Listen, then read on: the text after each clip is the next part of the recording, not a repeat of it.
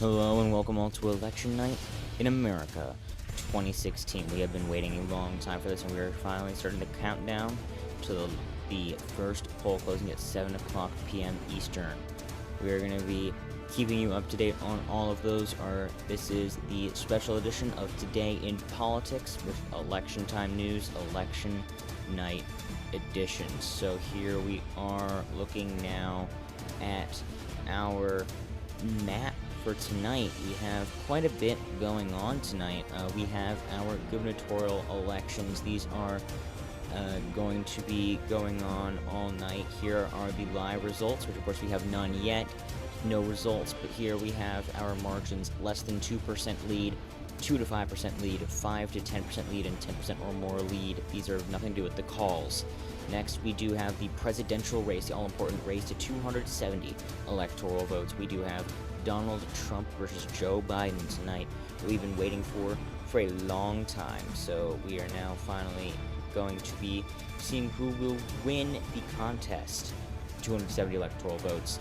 In the Senate, there are 34 seats up, 36 Democratic seats not up for re-election, 30 Republican seats, but there are a lot of Republican incumbencies, including the seats of Wisconsin, Pennsylvania, Illinois, and North Carolina. These are all seats that were flipped back in 2010. We also are looking at, Indiana is actually the seat that was flipped back in 2010. And so these are the seats that are flipped back in 2010, and so these are the seats that we're going to be keeping a close eye on tonight to see if there's any sign that they might flip back. Now, that's definitely not the case in North Dakota or Arkansas, but those are also seats that flipped back in the red wave of 2010. We're definitely going to be watching these three, and this is almost bound to flip, but we will have to see as the night goes on. Also, looking in the House, we're going to be looking at these results as they all come in, and then here we have our hypotheticals map for all three races. We're going to be coming up with hypotheticals for all of these, but we do know now the one projection we can make is that Republicans will hold a majority of governorships by the end of the night. There are not enough up for re-election for the Democrats to be able to take that over, but here we have all of our previous elections we're going to be keeping up to date on. So with all of that in mind, make sure to sit back, try to relax, and watch as America chooses our next president. So with all of that in mind, here we are looking at the final polling averages. Now with this, we do have a projected blue wave, a blue storm, if you will, even better than 2012. And honestly, with 365, that would be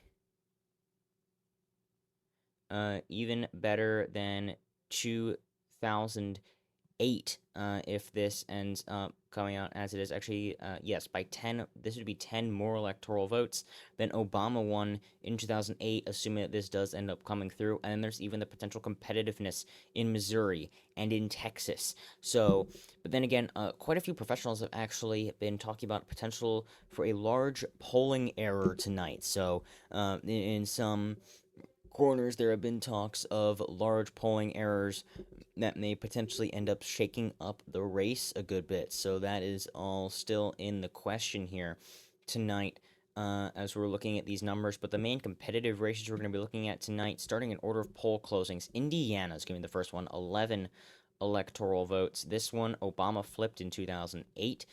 He flipped it by 1 percentage point. It went to Bush by 20 and 3/4 points in 2004. In 2008, it went to Obama by 1%, and then 4 years ago by 10.2 for Romney. So that is a 11.2% swing, but it went one way one time. It could go right back. We'll have to be seeing, but this is not a state that Biden was winning the polling average in, 6.7%. That is still, if this ends up coming true, a 3.5% swing to the left from 2012, but we will definitely have to see if that ends up materializing. Next is going to be the state of Virginia. This is a key swing state. This was a state that Obama managed to flip by 6.3 back in 2008, and then held it by 4 percentage points in 2012, Biden was winning by 11.6 in the final polling average. This is going to be the largest margin since FDR. If For a Democrat, if Biden does end up pulling off this win, that would be an impressive 7.7% shift to the left. If that does end up holding true tonight, so that's going to be a very impressive win right there. And we're also going to be looking at Georgia, by narrowly ahead in the polling average, even though Obama lost it by 8 percentage points to Romney 4 years ago and 5.2 to McCain. So that would of course end up being an 8.4% shift to the left. So a lot of these are very strong shift to the left. Next, we're going to be looking at Ohio and North Carolina, 3 points for Obama and 2 points for Romney, respectively. Now we're looking at a 5 point win for Biden, 3.7 for Biden, which was 2 points to the left and 5.7 to the left. So these are huge shifts. North Carolina would be a flip, as well as Georgia, and also flips would be Nebraska's second congressional district. That's one that Romney managed to flip into the Republican column by 7.1%. Biden is leading by 5.1. That would be a whopping 12.2% shift to the left on the night. Arizona, Romney by 9.1. Biden leading by 2%. That would be an 11.1% shift. So all of these are very potentially huge wins. Missouri, 4.8%. This is one that Obama barely lost in 2008, 0.13%. Biden has made 2 campaign stops uh, near the end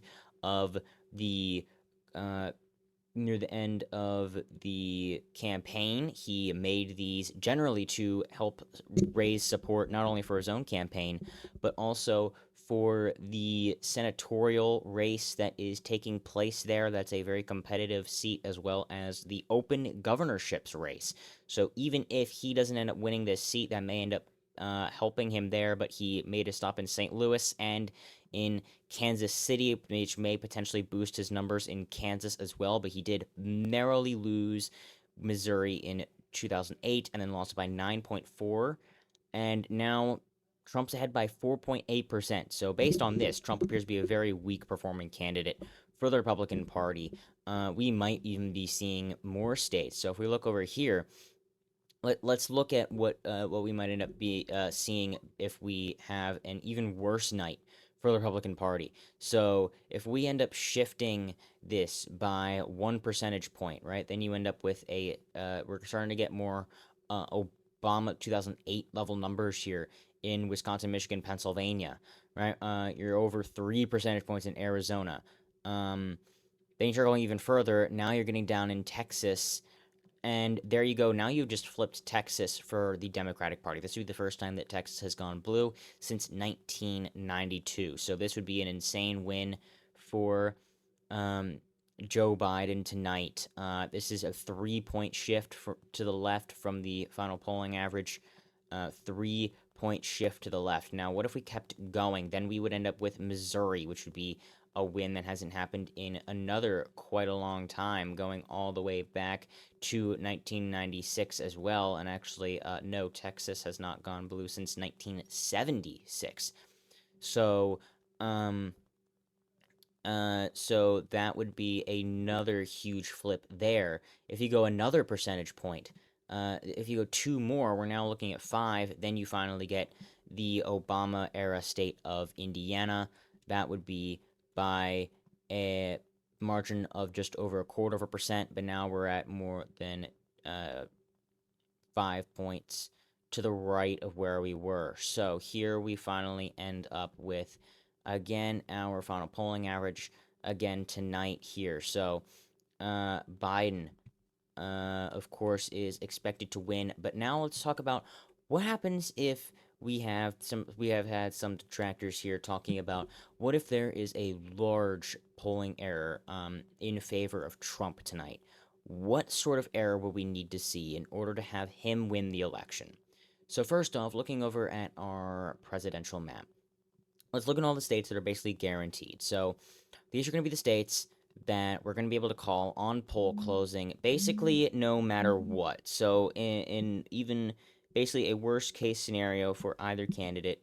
We're going to be able to call it on poll closing. So even the once even Democratic state of West Virginia is now on that list. Not Mississippi, Arkansas. We can put in Idaho. So these are the states that are basically safe for either candidate. Joe Biden, as you can see, is on quite a bit of an advantage here tonight, as we'll be able to call a lot more of his states on poll closing than Donald Trump's. He's also potentially seen as a liability for the Republican Party. He doesn't seem to be much of a uniting force. We'll be seeing our exit polls in a bit, but based on his overall favorability ratings were abysmal getting into the start of the campaign. So, especially right after he got picked for the nomination, uh, right at the Republican National Convention. But since then, it has been slowly increasing. We'll have to see what the final numbers are at the end of the night tonight. So that'll be something very interesting to see. But these will all be able to be called upon the poll closings. We will not need to wait at all for any of these states in order to be called. So, with all that in mind, let's look what Donald Trump needs to do. So, first off, he's winning by 14 in Montana. The last time that was competitive was back in 2008. McCain won it by 2.5 points. Then it shifted to 13.7 in 2012. That should be no concern. Even Donald Trump should be able to pull off a win here relatively easily. Then you're going to need to hold on to Alaska, which is another generally Republican stronghold state. You need to hold on to Mississippi, which there's not much concern in. South Carolina, which there's not much concern in. Indiana, which is one that initially was a bit concerning. Joe Biden made a stop by in Indianapolis early in the campaign, but then as the polling numbers came out, he completely dropped, and then he started moving over to states like Missouri. So now you're at 106. Biden is basically guaranteed to get Colorado, guaranteed to get New Mexico, guaranteed to get Minnesota. Virginia's a bit close, but he's been leading there, so that's going to be a difficult one for Trump to get. Same with New Hampshire, same with Maine. So with all that in mind, now we're going to get to stuff that has to go one way or the other. So at this point, Trump basically needs to win in Utah. So it's not going to be that difficult of a challenge for him to pull off a win in Utah. It's just the difficulty with Evan McMullin on the ticket that may take a little bit of time to actually be able to call that race. McMullin may even end up winning. As he is aiming to potentially stop both of the major party candidates from being able to win the White House tonight. So that may end up shaking up the race a little bit there. Obviously, winning Nebraska and its first congressional district is going to be vital. Holding on in the states that aren't necessarily very competitive, he cannot lose ground in Arizona. He cannot lose ground in Georgia. He will not be able to lose Texas. If he loses Texas, then Joe Biden will be the next president of the United States, because at that point, if he wins Texas, then literally all he has to do is win Nevada. And he's been leading in Nevada in the polls by 8.7. And even if he loses Nevada, Michigan by 7. If he loses Michigan, Wisconsin by 6.8. If he loses Wisconsin, Pennsylvania by 6. And that's even not with that is with Virginia, but that's even without any of the other states. So he cannot afford to lose Texas by any means whatsoever. And then you start getting to the states where, so he's probably going to win Missouri. Now you're in the states that Biden's leading in the polling average. If you look at the polling average, Trump actually ends up with 163. But Trump cannot lose these states. That's going to be one of the things that he cannot lose is Georgia and Arizona. So already we're looking at better than the polling average. But what else you're going to have to do is you're going to have to make up ground here in Iowa. You're going to have to flip Iowa. That's going to be a Republican flip tonight. You could actually end up flipping the ex-Republican stronghold of Virginia. We'll have to see how that ends up going, of course. That's going to be a critical one there. Another one that's basically a must-win is going to be Florida. 29 electoral votes. Now, here's the problem if Donald Trump loses Florida. If Joe Biden pulls off the win in Florida, then things get very, very difficult for Donald Trump on the night tonight for his count to 270. Because even though Joe Biden's only at 242, he's winning all of the Rust Belt states by over 6 percentage points. So that's already a large enough error by itself. Ohio's by 5 as well. So if you're asking for a 5-point poll margin of error, then okay, you get Ohio. But then Florida would have flipped. So if at that point you're already asking for a large error at that point, 4.5% in Florida, right? And then you also have to shatter the blue wall. And so then you have to get Pennsylvania. You could end up squeezing one out of Maine, Nevada, and then get the second district, right? Or you could end up grabbing these two and losing Pennsylvania, which is honestly more likely based on the trends in Pennsylvania, as it's actually the only one out of the three that's projected to move towards the left. Um, Likely due to the fact that Joe Biden was born there, he may have some sort of home field advantage there. But still, if he loses Florida, then he has to actually go in and shatter the blue wall, which is going to be extremely difficult, especially if he loses Florida. But if he wins Florida, then things get a good bit easier. So if we get the call that Donald Trump won Florida, then we're going to already be looking at a 4.5-point margin of error on the night tonight for the polling average, which is already going to be enough to flip Iowa. That's going to be enough to hold North Carolina. That's going to be enough to hold Georgia. That's going to be enough to, you know, basically get truly competitive in Ohio. So that's going to be enough. Then he can get in striking distance of Ohio, and if he wins Ohio, he wins the election, assuming that he somehow wins Virginia, which would be another one. If he doesn't win there, then he would have to shatter the blue wall. So again, it's still a daunting task, even with winning Florida, but it's not possible without Florida. So all of that in mind, obviously, it's obviously going to be a very difficult task for him tonight, basically no matter what happens. And so that obviously needs to be kept in mind. There's a relatively low chance that Donald Trump will win the election tonight, but then again, absolutely not impossible. We have seen candidates come from basically impossible situations. Barack Obama in 2012, for example, many polls had Romney winning some of the crucial states, and then Obama ended up coming out of nowhere essentially, and he ended up winning. So this sort of thing absolutely has happened before, and so we need to just keep our eyes open. But with all that in mind, let's start looking at some Trump polling errors. If you get for 1 percentage point, then you hold Georgia, and you're truly competitive in Iowa. If you get at 2 points, then congratulations, you just flipped Iowa. That's going to be the second district of Maine. So that's now going to be 7 electoral votes flipped. Arizona is now basically completely tied, so that is essentially a win there. Then you end up holding that, and now you're going into potentially viable territory. You're still losing Florida.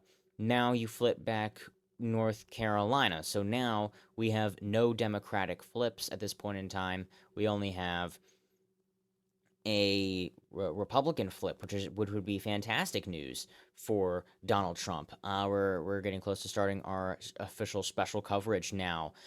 There we have Ohio, which is going to be perfectly split. Right there, you'd end up having a flip in both of these states, 278, which then means that you would end up having only 8 shy, which would mean that you just have to flip one of these 3 states, which is going to be a polling error of 5 percentage points on the night. Actually, that's going to be 6 percentage points. You're going to need a polling error of 7 percentage points in order for Donald Trump to win the election. 7 percentage points, which is not looking good for the Trump campaign one way or another on the night tonight. So with all that in mind, those are the odds that Donald Trump is looking up against. These are what Donald Trump is fighting right now. So we are getting that up here, and we are now getting up to 10 minutes before the poll closing, which means that we are going to be starting our election night special coverage So sit back, try to relax, and we will be starting coverage right now. Welcome all to election night and election at time news, election center. Here we are counting down to the final 10 minutes before the polls close on the East Coast. 60 electoral votes at 7 o'clock p.m. We have Indiana, Kentucky, Virginia, Vermont, South Carolina, and Georgia. All those states are going to be closing very soon at just 7 o'clock p.m., 9 short minutes away. So, we are now coming up on that. We're going to be watching the states of Virginia very closely in Virginia. Key swing state, Indiana. See if Biden may cut back on those losses from 2012. And Georgia to see the future of the state. All that and more. We'll be right back after this short break. From coast to coast, in red states, blue states, and swing states, voters are making their final verdict in a history-making, rule-breaking, jaw-dropping campaign. Joe Biden, Obama's vice president, hoping to get elected to the highest office. And Donald Trump, a billionaire hoping to be the outsider to break in. And give it a fair shot. Give it a fair chance. Americans have never, ever, ever, ever let their country down. We will lead our country back to safety, prosperity, and peace. With records on both sides, Hillary Clinton aiming to be the first female vice president and woman on a presidential ticket in American history. Our founders embraced the enduring truth that we are stronger together. And Donald Trump hoping to be the first president in history without any prior politics experience or law education. And they said Trump doesn't have a chance. Oh, we love defeating those people, don't we? And Mike Pence hoping to go from governor of Indiana to vice president of the United States. You have nominated a man for president who never quits, who never backs down, a fighter, a winner. There hasn't been a race closer than this one. He has no clue about what makes America great. Actually, he has no clue, period. Nobody knows the system better than me, which is why I alone can fix it. We never bow. We never bend. We never break. My message is that things have to change, and they have to change right now. We are America, second to none, and we own the finish line. The polls are closing, the results are coming in, and in a race this close, anything is possible. Until the last vote.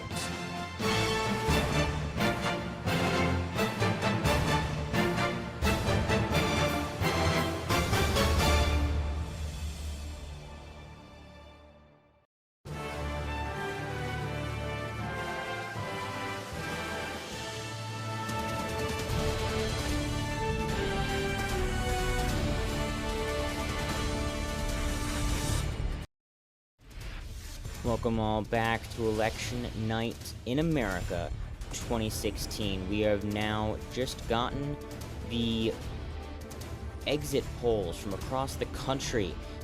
We have over 1,000 respondents in states across the country asking them a various amount of questions right after they came out of their polling place. So we now have those results coming in right now. So as you can see, we do have the first question being, what is your opinion of each candidate? Now, Joe Biden has a 52% favorable rating. That is 52% of respondents said they had a favorable view of the vice president. 39% said they had an unfavorable opinion of the vice president. And then Donald Trump had a 38% favorability rating to 59% unfavorable rating. Now notice that Joe Biden's has been continually dropping and Donald Trump's has been continually increasing since their respective nominations for the party's choices. So This is the highest rating that Donald Trump has seen since he was nominated for the Republican presidential nominee here. Joe Biden plus 13, Donald Trump at minus 21. Which direction is the country headed in? 41% said the right direction, 55% said the wrong direction. This is quite a bit closer than it was in very poor incumbent performances such as 2008, but it is still quite a bit worse than we saw in 2012 even. So this is a potential concern for the incumbent party, being the Democrats, and thus Joe Biden. So this could be a potential help for Donald Trump going into tonight. And then, of course, the direct question itself, who did you vote for? 49% of respondents said that they voted for Joe Biden. 43% said they voted for Donald Trump. And the remaining 8% said that they either voted for someone else or they chose to not respond when asked. So, with all that in mind, that is up for a 6-point win in the national popular vote. That is more than Barack Obama won by in 2008. So, that could be a huge win coming up, or it could be maxing out that margin of error. So, going into the night now, looking at our beautiful map here, again, Donald Trump fighting a large loss down in the polls here.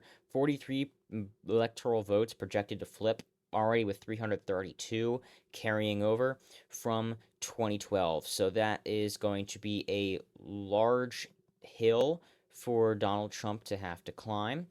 And so he's going to have to hope that there was some sort of poor performance there by the polling locations. There's been talk about the silent Trump voter, which is essentially a voter that basically doesn't respond to polls when called, etc., etc. So that could definitely be the case in a few of these situations, but even then, we're looking at a nationwide, basically, leftward shift.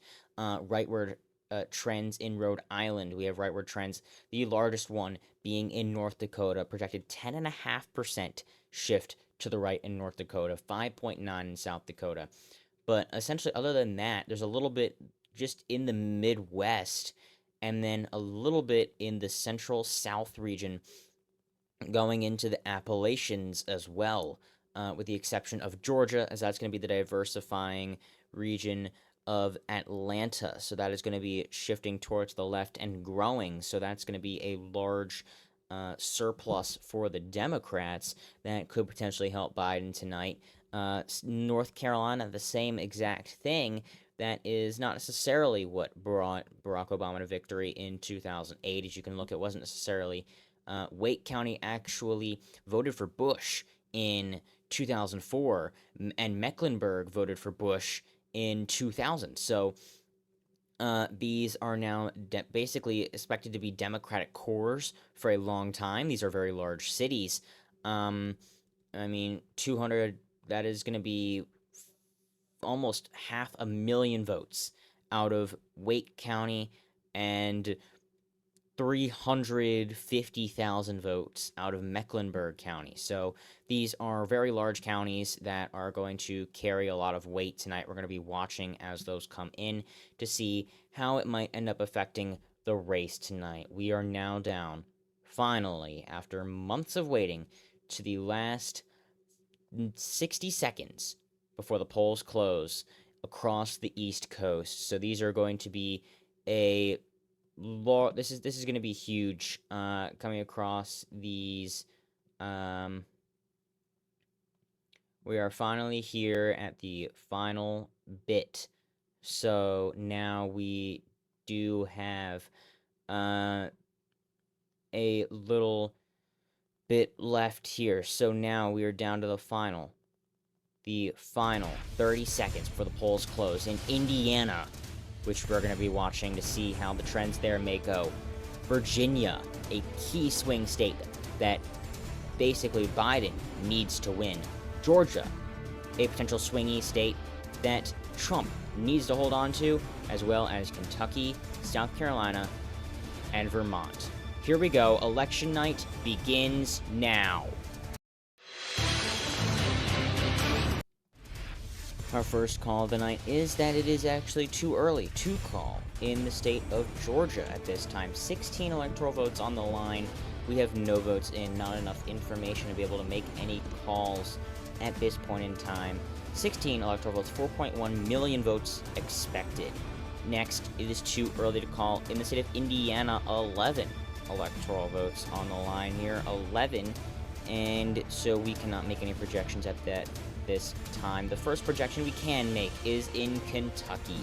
8 electoral votes on the line. They will go to Donald Trump. 8 electoral votes. We can make this projection even though there are no votes in due to voting behavior in the past, as well as just the sheer margins in the polls, as well as in the general exit polls that we have from the state as a whole. So all of those together allow us to make some of these projections right on poll closing. That is the case for all of these states that we do call on poll closing. Next is going to be South Carolina. Too early to call. 9 electoral votes on the line here. We have no votes reporting at this point in time. Vermont, 3 electoral votes will go to Joe Biden. We can make that projection now. And it is too early to call in the state of Virginia. In Virginia, 13 electoral votes are on the line there. Next up, we have our Senate elections. In Georgia, it is too early to call in the Senate election there between Jim Barksdale and incumbent Johnny Isakson. It is too early to call. In Indiana, it is too early to call between Evan Bay and Todd Young. Todd Young is actually not the incumbent. Coates did choose to not run for re-election, so we do actually have that race is going to be watched closely. Kentucky, we can make a projection in the Senate. This is the 31st Senate seat for the Republicans. Incumbent Rand Paul will win re-election in the state of Kentucky. We can make that projection at this time. In South Carolina, we can project that the 32nd Senate seat for the Republicans will be incumbent Tim Scott in the state of South Carolina, beating challenger Thomas Dixon. And in Vermont, the first Democrat ever elected to the Senate in Vermont has now won his 5th term in the Senate. Patrick Leahy, the incumbent, winning against challenger Scott Milney in Vermont. And for the governorships, it is too early to call in Indiana. John Gregg versus Eric Holcomb. This is where Mike Pence came from. He chose to not run for re-election in order to run for Vice President of the United States tonight. So that is the source of this race here. And in Vermont, it is too early to call. Sue Minter versus Phil Scott. This is an interestingly close race, even though it is in deep blue Vermont. So we are going to we do not have any of those projections at this time. So now we are looking at our map here, and we can see that we do have our first 2 projections tonight. And so it is now 8 to 3 on the night so far, and we have some expected wins. First one is definitely going to be South Carolina for Donald Trump, and then it's going to be Indiana as well for Donald Trump. And so with those, I would be 28 to 3. Most likely Joe Biden's going to carry the state of Virginia, and most likely Donald Trump is going to carry Georgia. So all of those are basically the expecteds at this point in time in the race tonight. So all of those are critical for their respective candidates. They really need to be able to win those in order to really have any shot of pulling off a win tonight. So that's really gonna impact their ability to potentially pull off a win here. So if they somehow manage to not end up winning anything there, then they're basically not going to be able to pull off a win tonight. But our next poll closing is at 7:30. We likely will not be able to make any projections until at least then, when we likely be able to call West Virginia. But then we're going to be watching Ohio and North Carolina. So we fill in all these other states that are likely to go one way or the other at this point in time. We're a little bit iffy on Mississippi, but most likely that's going to be going to Trump. Utah, a little bit iffy as well, but that is, again, likely going to be going to Trump, but things could absolutely change. Then you end up with these likely states and the states that we are potentially looking at going into tonight that could be a bit more interesting, but at this point in time, it looks like they're going to go one way or the other. With 226 to 130, you have Texas going likely there for Trump, Missouri there as well in that same column based on the polling average. Those were both under 5 percentage points, so they're going to go in the same pretty likely column there. And so, well, that in mind, again, we are down to these final few states: Nevada, Arizona, Iowa, Wisconsin, Michigan, Ohio, Pennsylvania, North Carolina, Florida, and then these 2 districts here. So 9 states and 2 districts here. They're going to be competitive, down for 133 electoral votes, the largest of which is going to be Florida, which, again, as we went over, is going to be a state that Donald Trump is absolutely going to have to win in order to be able to have any clear path to the White House. If you end up with winning Florida, then he has options. If you win Florida, then you're also likely going to be able to hold on in North Carolina. He was doing better there in Iowa. Actually, he's likely to win Arizona. That's not supposed to be on there. That wasn't necessarily too competitive. Biden was leading in the final polling average by 2%, but he was leading by 3.7 in North Carolina, 4.5 in Florida. So if he does end up pulling off those wins there, most likely he is going to win in Arizona as well.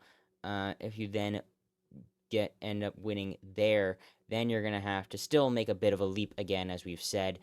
Making a flip in Pennsylvania then brings you down to 10 left, which means you just have to take Wisconsin or Michigan or Ohio. Any of those 3 would do the job if you ended up getting those 3 flips: Iowa, Pennsylvania, and Florida. But if you end up losing Florida, then you have Biden at 255, which means that he can't even win Michigan. So he can't win Wisconsin and Nevada. He can't win Ohio. So that means that Trump has to win Ohio.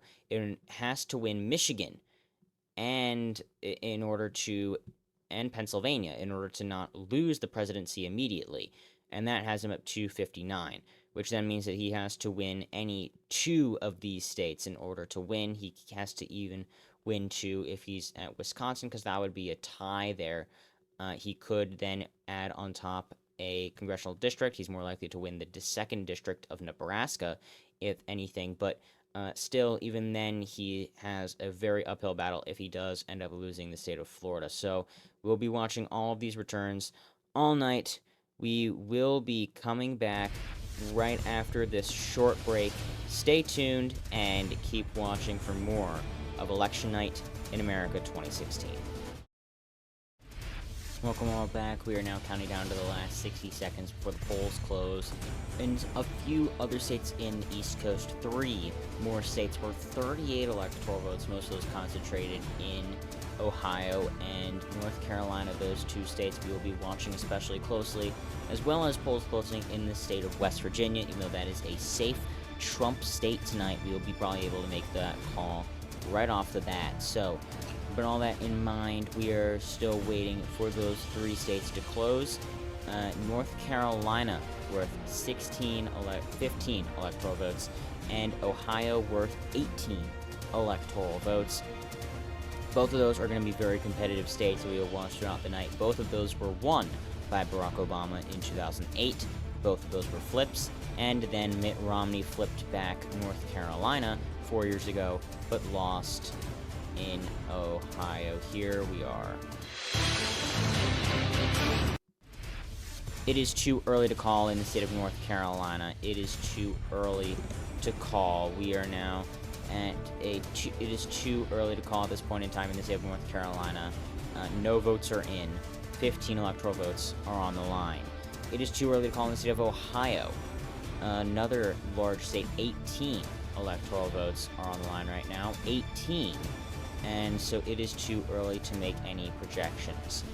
And that is not the case in West Virginia, which we can project those 5 electoral votes will go for Donald Trump.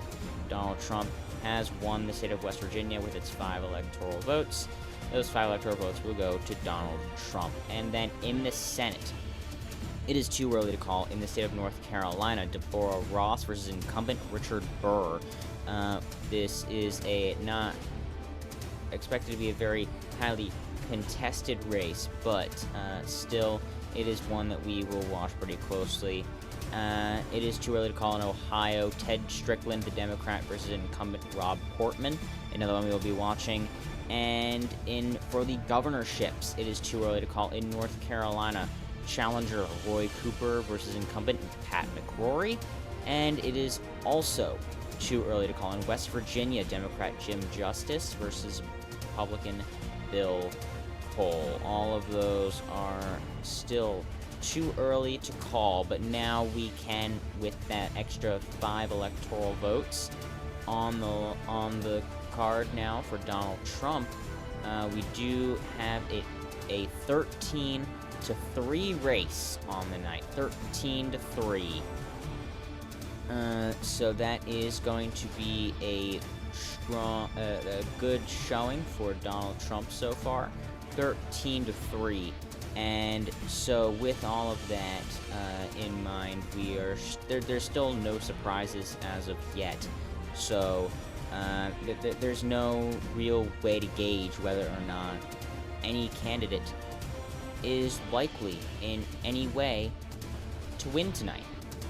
And so we are still waiting for a bit more information before being able to make any projections of that sort. So as of right now, it is still a relatively basic presidential election. We are still only half an hour in, 7:33 p.m. on the East Coast, but we are waiting eagerly for the 8 p.m. poll closings that are coming up relatively soon. 8 p.m. is going to be when a lot of battlegrounds close. That's going to be including Pennsylvania. That's going to include Missouri. That's going to include not so many battlegrounds, but parts of Michigan, and that's going to be the swing state of Florida. That is going to be the major swing state that's going to be closing up at the top of the hour tonight. So that is going to be a huge one to be watching over the course of the night. Again, that's going to be one that Donald Trump needs to hold on to. Looking at the standings so far, currently our results are coming in relatively favorably for the Republicans so far. That is an open governorship in Missouri. Joe Biden went to St. Louis and Kansas City to help campaign with the Senate candidate and the gubernatorial candidates there. The gubernatorial is the governor candidates there, with the hopes of flipping those seats. So that is actually holding on to the governorship and flipping the Senate seat. Indiana, this is another one that Democrats are hoping to be able to take on. Joe Biden was campaigning there in the very beginning, but once it was evident that it was gone for any presidential prospects, he did stop visiting there. West Virginia, no results coming in, but Jim Justice is favored there as the Democrat to win that governorship. And in North Carolina, it is very, very close. That one was basically scored a straight toss-up going into tonight. On the presidential level right now, we're looking at an early Republican lead Virginia as the rurals start reporting first, and then we do start getting more of the Northern Virginia region, which is the very Democratic region across the state. We're getting mostly stuff from inner Atlanta right now, very, very low reporting right now in Georgia. That is why it is blue at the moment. In the Senate, we don't really have much yet at all either. We do still have solid red in these states that are expected to go red, or we've already called it red. And then in the House, we do not have any calls yet, but we will be keeping you up to date on that, giving you updates every once in a while. So we have 2 projections in the Senate, 37-32, Democrats leading right now, 13-3 in the Electoral College, and it is also 27-10 for governorships. We will be keeping you up to date on all of this and more over the course of the rest of the night. We will be right back after this short break. Keep watching Election Night in America 2016. Welcome all back to Election Time News Election Center. We are now 1 minute away from the largest poll closing of the night. 172 electoral votes are up for grabs in just 50 seconds. 172. The polls are going to be closing in Maine, New Hampshire, Massachusetts, Rhode Island, Connecticut, New Jersey, Pennsylvania, Delaware, Maryland, Washington, D.C., Illinois, Missouri, Oklahoma, Tennessee, Mississippi, Alabama, and Florida in just 20 short seconds. Here we are. This is the largest poll closing of the night. We're going to be watching Missouri. We're going to be watching Florida. We're going to be watching Pennsylvania and New Hampshire. All of those are going to be on our watch list tonight. Here we go. 172. First projection here is going to be the state of Alabama. 9 electoral votes are going to be going for Donald Trump. 9 electoral votes in his favor. This is a completely expected state. Connecticut, 7 electoral votes for Joe Biden. This is the second state that we can project for him tonight. Next is going to be the state of Delaware, his home state. 3 electoral votes are going to be going to the vice president. It is too early to call in the state of Florida. 9.25 million votes are to be expected here tonight. But just as a reminder, though it was 9.25 million votes, Obama only won the state by roughly, that is going to be only a few dozen thousand votes. So this is notably a very close state. Most of the time it could be even closer. This time, Illinois, 20 electoral votes for Joe Biden, 20 electoral votes for the vice president. Too early to call in the state of Maine. Maine divides its electoral votes up by congressional district, and then 2 for the statewide winner. So it is too early to call for the statewide contest and the 2nd congressional district, but the 1st congressional district we can call for Joe Biden. Maryland, 10 electoral votes are going to go for Joe Biden. 10 more electoral votes added to his tally. Massachusetts adding another 11 to his tally. This is the expected leftmost trend for Biden. This election cycle is going to be the state of Massachusetts. 13.7 if the polls are correct. 13.7% in Massachusetts. Mississippi, we can call for Donald Trump. 6 electoral votes. That is going to be 6 electoral votes added to Donald Trump's tally tonight to 270. Missouri, it is too early to call at this point in time in the state of Missouri. Too early to call in New Hampshire. That's going to be 4 electoral votes on the line. 4 electoral votes. New Jersey, that is going to be a Democrat call right there. 14 electoral votes. Oklahoma, Donald Trump will carry this state with its 7 electoral votes. Too early to call in the critical swing state of Pennsylvania, Joe Biden's birth state. 20 electoral votes are on the line there.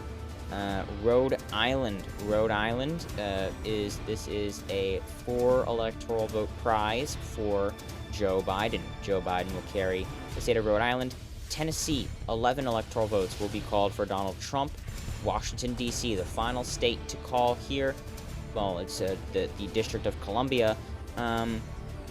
We can now project will go for Joe Biden. 3 electoral votes granted by the amendment starting in 1964. In the Senate, we have a few more projections to make. Alabama, the Republicans' 33rd seat. Incumbent Richard Shelby will hold on to his seat. Connecticut, incumbent Richard Blumenthal will hold on to his seat in Connecticut. It is too early to call in Florida. Incumbent Marco Rubio trying to hold on to his seat there. Again, 9.25 million votes are expected in this race. Too early to call in Illinois. A surprise flip 6 years ago. Tammy Duckworth, the challenger against incumbent Mark Kirk. In Maryland, this is the Democrats' 39th Senate seat. Chris Van Hollen, the incumbent, will win that seat. Too early to call in Missouri, where Jason Kander is challenging incumbent Roy Blunt. Too early to call in New Hampshire, where Maggie Hassan is challenging incumbent Kelly Ayotte. Oklahoma, the incumbent, James Langford, will hold on to his Senate seat in the state of Oklahoma. It is too early to call in Pennsylvania, where challenger Katie McGinty is running against the incumbent Pat Toomey, who flipped that Senate seat in 2010. Delaware for the governorship. Delaware, John Carney will win that governorship's race in Delaware. It is too early to call for the governorship in Missouri. That is going to be a too early to call race. Too early to call in New Hampshire as well. Colin Van Ostern versus Chris Sununu. That is going to be a too early to call race. And it is too close to call. This is a key race alert. Too close to call at this point in time in the state of Indiana.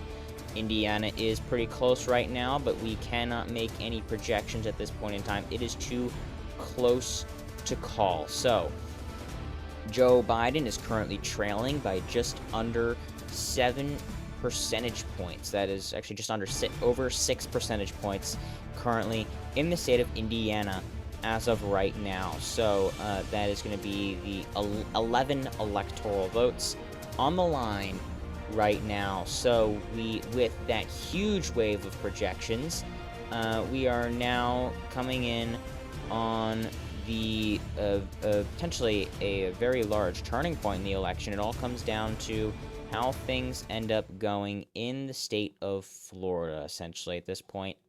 Well, more if Donald Trump can pull off a win in Florida, then that keeps the door wide open. But if he loses in Florida, then you end up with some problems. So that does essentially end up having a relatively large issue there for the businessman.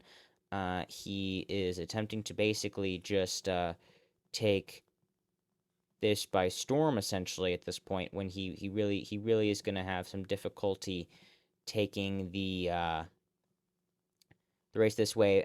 We actually can make another projection at this time. Now it is 8:06 p.m. on the East Coast, and we have a projection.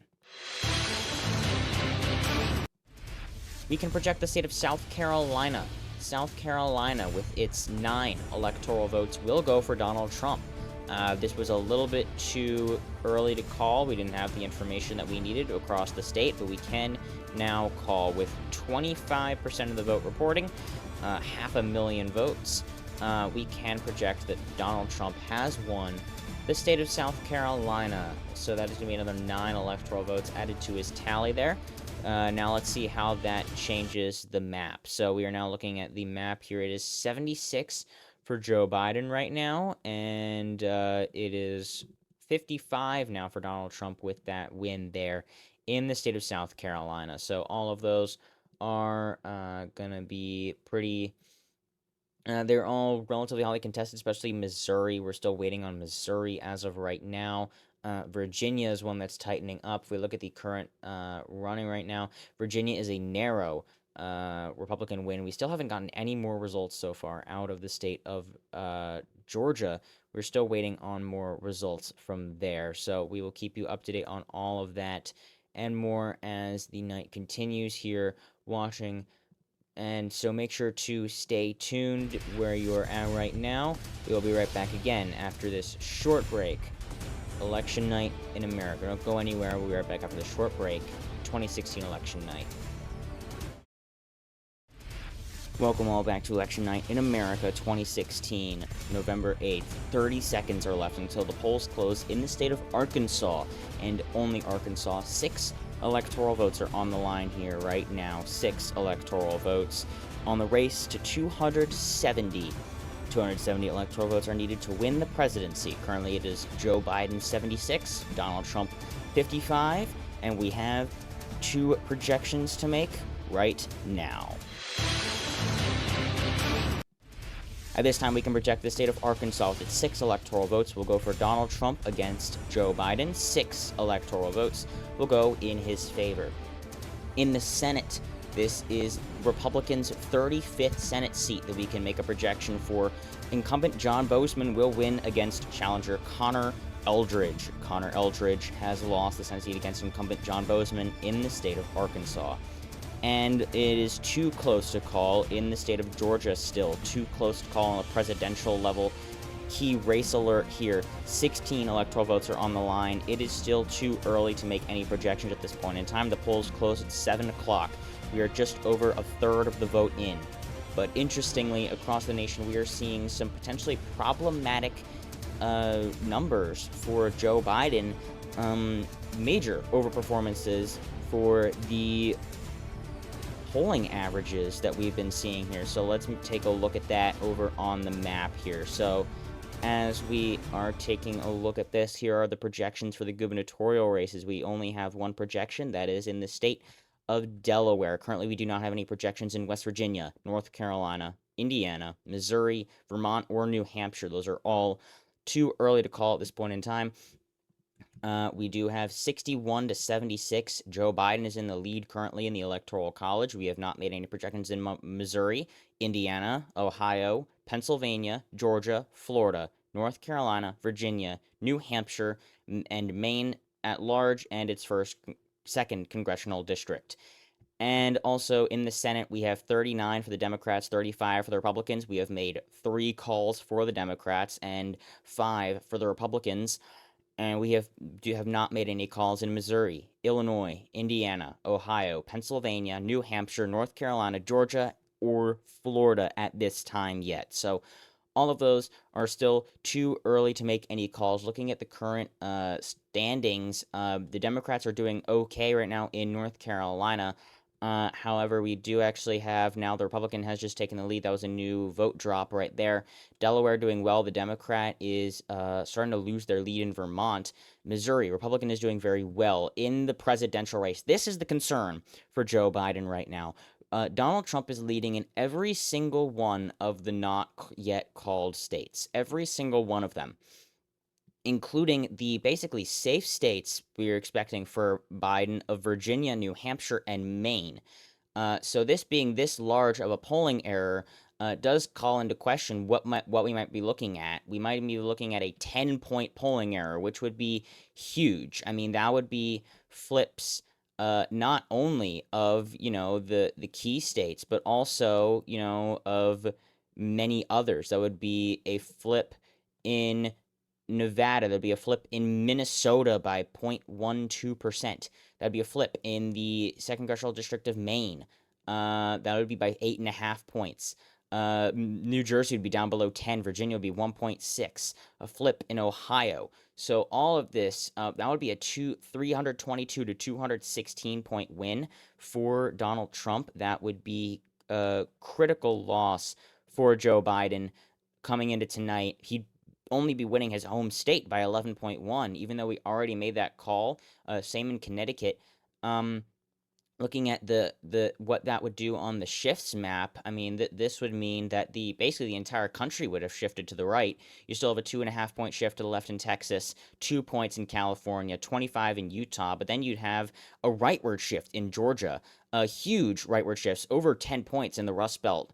A lot of these industrial regions that Donald Trump appears to be doing very well in, 15 points to the right in Hawaii. I mean, looking at all of these states, North Dakota by 20.5, Maine's second by 17, South Dakota by 16, Rhode Island by 15.5, Hawaii by 15, Iowa by 14.5. That's a state that in the final polling average, Joe Biden was winning. And now with this, he could end up losing it by 8.5 percentage points. Ohio by 5, Michigan by 3, Pennsylvania by 4, Wisconsin by 3.25. So all of these would be huge. Colorado would be down to 1/10 of a percentage point with a 10-point polling error. So Donald Trump is absolutely hoping for this sort of polling error. But of course, Joe Biden is dreading it.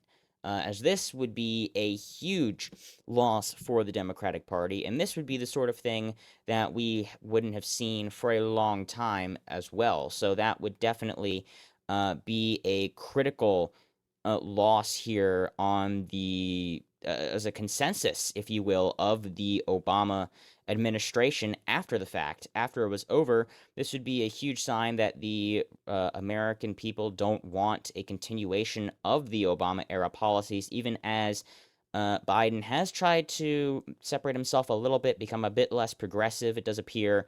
But of course, that it might be coming to a failure point here, as we've been seeing tonight. This is a huge potential loss. I mean, getting down to 24% in Montana. If we look at the results in 2012, it was 13.7%. So, again, Georgia being 7.8, that would end up being 9.4. That's actually an increase in the margin. Of course, that would be a huge shift in the right for the national environment. Shifting to the left of the course of the national environment, that would probably still be a bit of a leftward trend in Georgia, but still, this is the kind of result that Joe Biden does not want to be seeing tonight. He definitely is hoping for something more like this, but it's becoming less and less likely as things are continuing over the course of the night. So, of course, that would still be these flips in these states if we were to end up with this result. But it's still concerning. I mean, even with a 5-point shift to the right, then you end up with concern in the Biden camp. Even with that, because then you still have Ohio's right on the line, right? Then you have Wisconsin by 2, Pennsylvania by 1, Michigan by 2. So those are within striking distance already at that point. So with all that in mind, again, it is still pretty early, but based on what we've been seeing so far tonight, we might be looking at a 10% or more polling error tonight, which would be a cataclysmic election for the Democrats, and not that far from even worse. Even if you add another 1 percentage point, then you end up having a loss in New Hampshire and in Colorado. Compounded on top of that, that would be 335, which if you look at previous results, that's more than Obama won by 4 years ago. So that would be a huge, huge loss for the Biden campaign here tonight, especially with these fantastic-looking numbers coming into tonight. So with all that and more, we will be keeping a very close eye on all of that going into the rest of the night tonight. So make sure to keep on watching to election time news, and we'll be right back again after this short break right at the 9 p.m. poll closing time. We will be right back.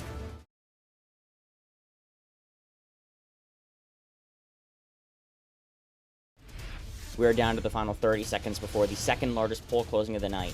163 electoral votes across the northeast and through the center of the country. 163 electoral votes, 9 p.m. Eastern. New York, Michigan, Wisconsin, Minnesota, North Dakota, South Dakota, Nebraska, Wyoming, Kansas, Colorado, Arizona, New Mexico, Texas, and Louisiana. All of those, and we have some projections to make right now. 163 on the race at 270. It is too early to call in the state of Arizona. 11 electoral votes are on the line in the state of Arizona. It is too early to make any calls at this point in time. It is too early to make any projections. Next up, we do have the state of Colorado. It is also too early to call. 9 electoral votes on the line there. This is once a Republican strong state, but now it is a semi-competitive blue-leaning state. Biden needs to win this one tonight. Kansas, we can project, will go to Donald Trump. 6 electoral votes will go into his column. 6 more electoral votes. Louisiana, 8 electoral votes will go into Donald Trump's column as well there.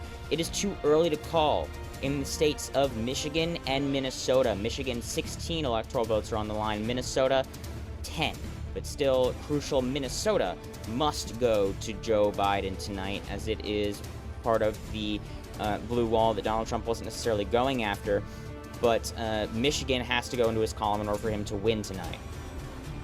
Nebraska, 4 of the 5 electoral votes there. They split theirs by congressional district like Maine does.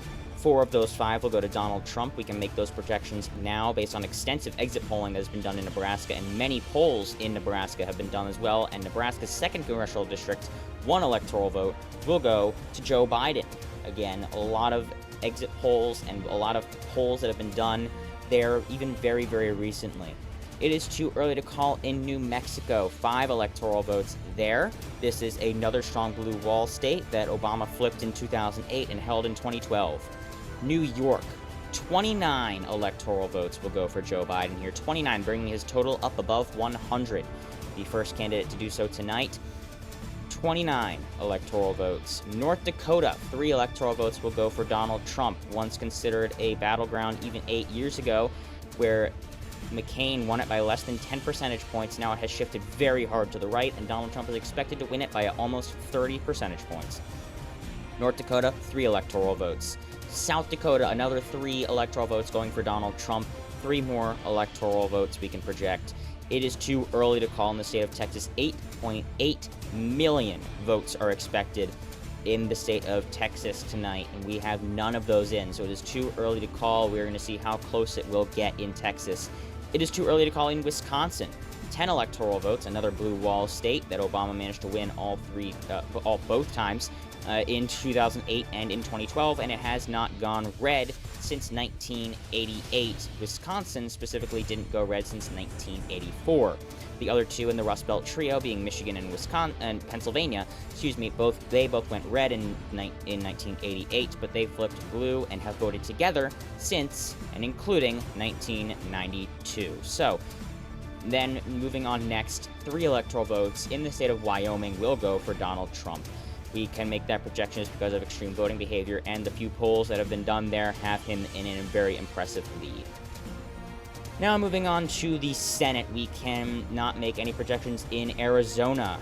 2008 Republican presidential nominee John McCain, the incumbent, is going against competitor Ann Kirkpatrick. No votes in. It is too early to make any projections there. Colorado, too early to call. Incumbent Michael Bennet versus Darrell Glenn. Bennet barely held on in 2010, even though it was a red wave year, by less than a percentage point. Kansas, we can make a projection. The Republicans' 36th Senate seat. Jerry Moran, the incumbent, will win against Patrick Wisner. Patrick Wisner has lost in Kansas. Louisiana, we can project, will go to a runoff. There are too many candidates. None of them are projected to reach 50%, which means they will go to a runoff, which will happen sometime soon.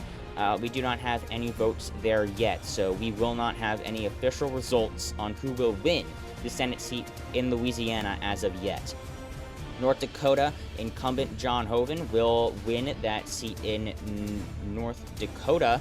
That actually was a flip back in 2010, defeating incumbent. The incumbent Dorgan retired, and then he won this seat by 54 percentage points after it was won by a Democrat just 6 years prior. So we'll have to see by how much he wins by, but he defeats challenger Elliot Glassheim here in North Dakota. It is too early to call in Nevada. Catherine Masto versus Joe Heck. That is 1.2 million votes are expected there in that Senate seat. New York, Chuck Schumer is expected to win there. Chuck Schumer has won in New York. New York, another Senate seat, not necessarily competitive there whatsoever. And that was a bug there. Nevada should not be there. South Dakota, John Thune, the incumbent. This is going to be the Republicans' 38th Senate seat. John Thune, the incumbent, has won in South Dakota.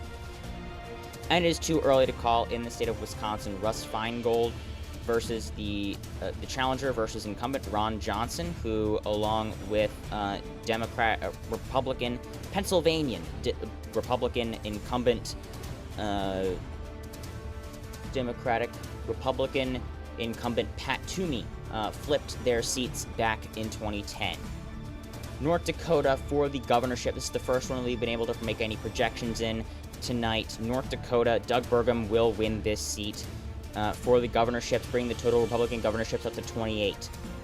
Now for some key race alerts. In Florida, too close to call right now. 42.38% of the vote is in. 4 million votes are reporting right now, and we cannot make any projections yet. 48.91% to 47.09%. 1.96 million votes to 1.89 million votes. And in Missouri, it is also too close to call.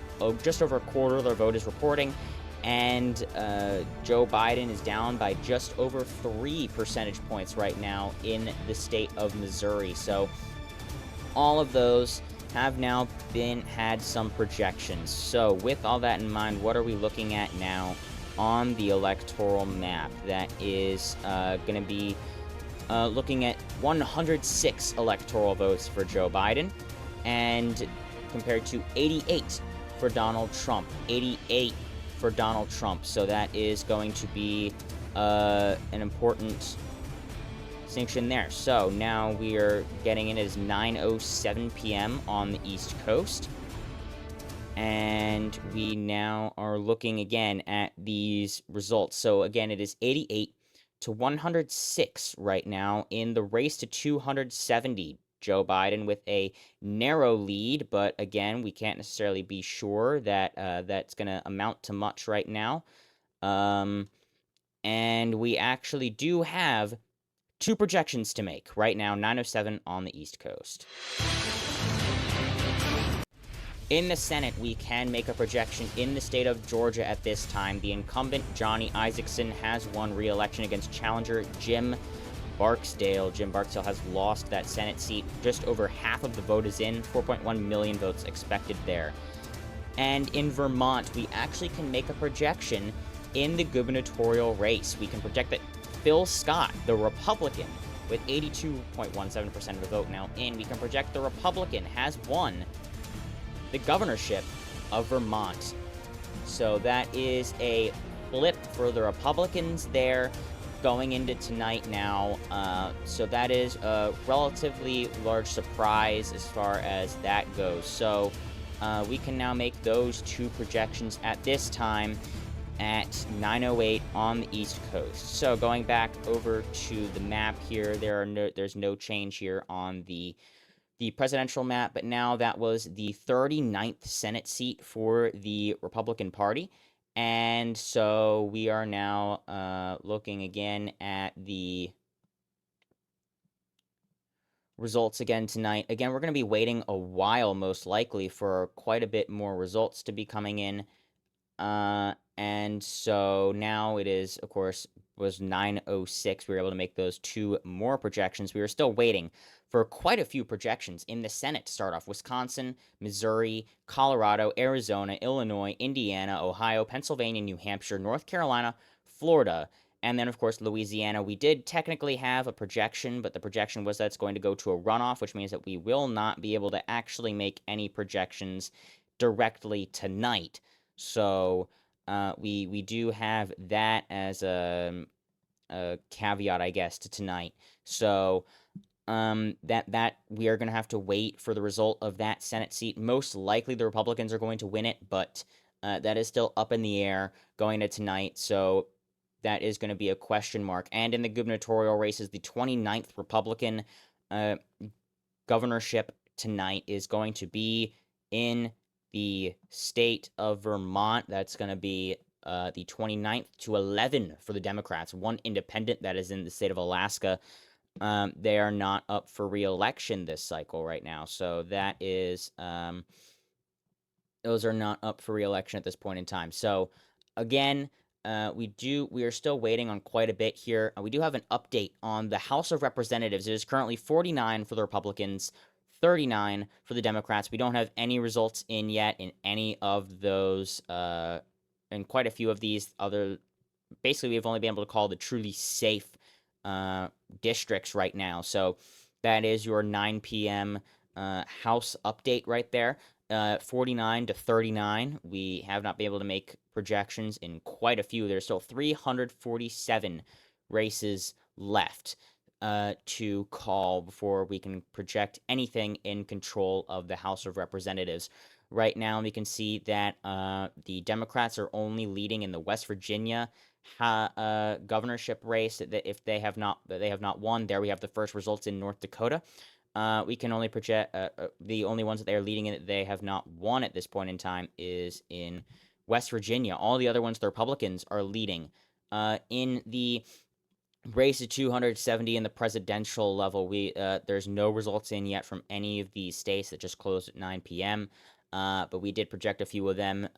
Joe Biden has taken the lead in Virginia at this point in time. So that is a lifesaver for him there. In the senatorships, we do have some first results coming in from Arkansas, but other than that, no real other results. And then, of course, in the House of Representatives, just caught that up. So, again, we're looking at what this election could end up being. We could end up we have these two extremes. These seem equally likely at this point in time now.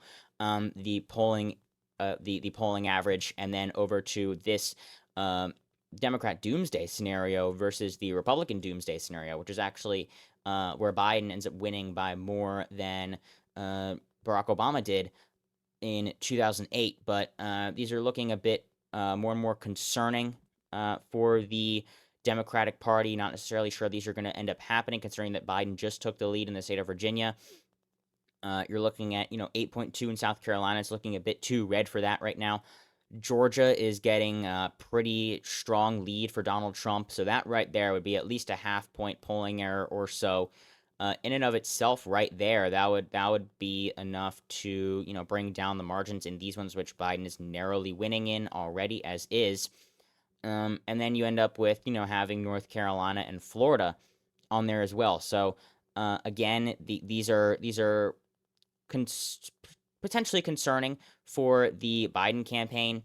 And so those should be handled with care. Obviously, polls are, potentially unreliable. They projected a narrow Romney win 4 years ago. At least quite a few of them did. And so then we end up with the very, very different results potentially coming in here. Less than 10 points in what was then called the Pacific Blue Wall. And then you have some very narrow results even in the eastern chunk here. Virginia narrowly holding on for Biden, but this looks a bit less likely, especially if you're just comparing New Jersey. Biden's winning by double digits right now. Virginia, Biden is ahead by just over a percentage point.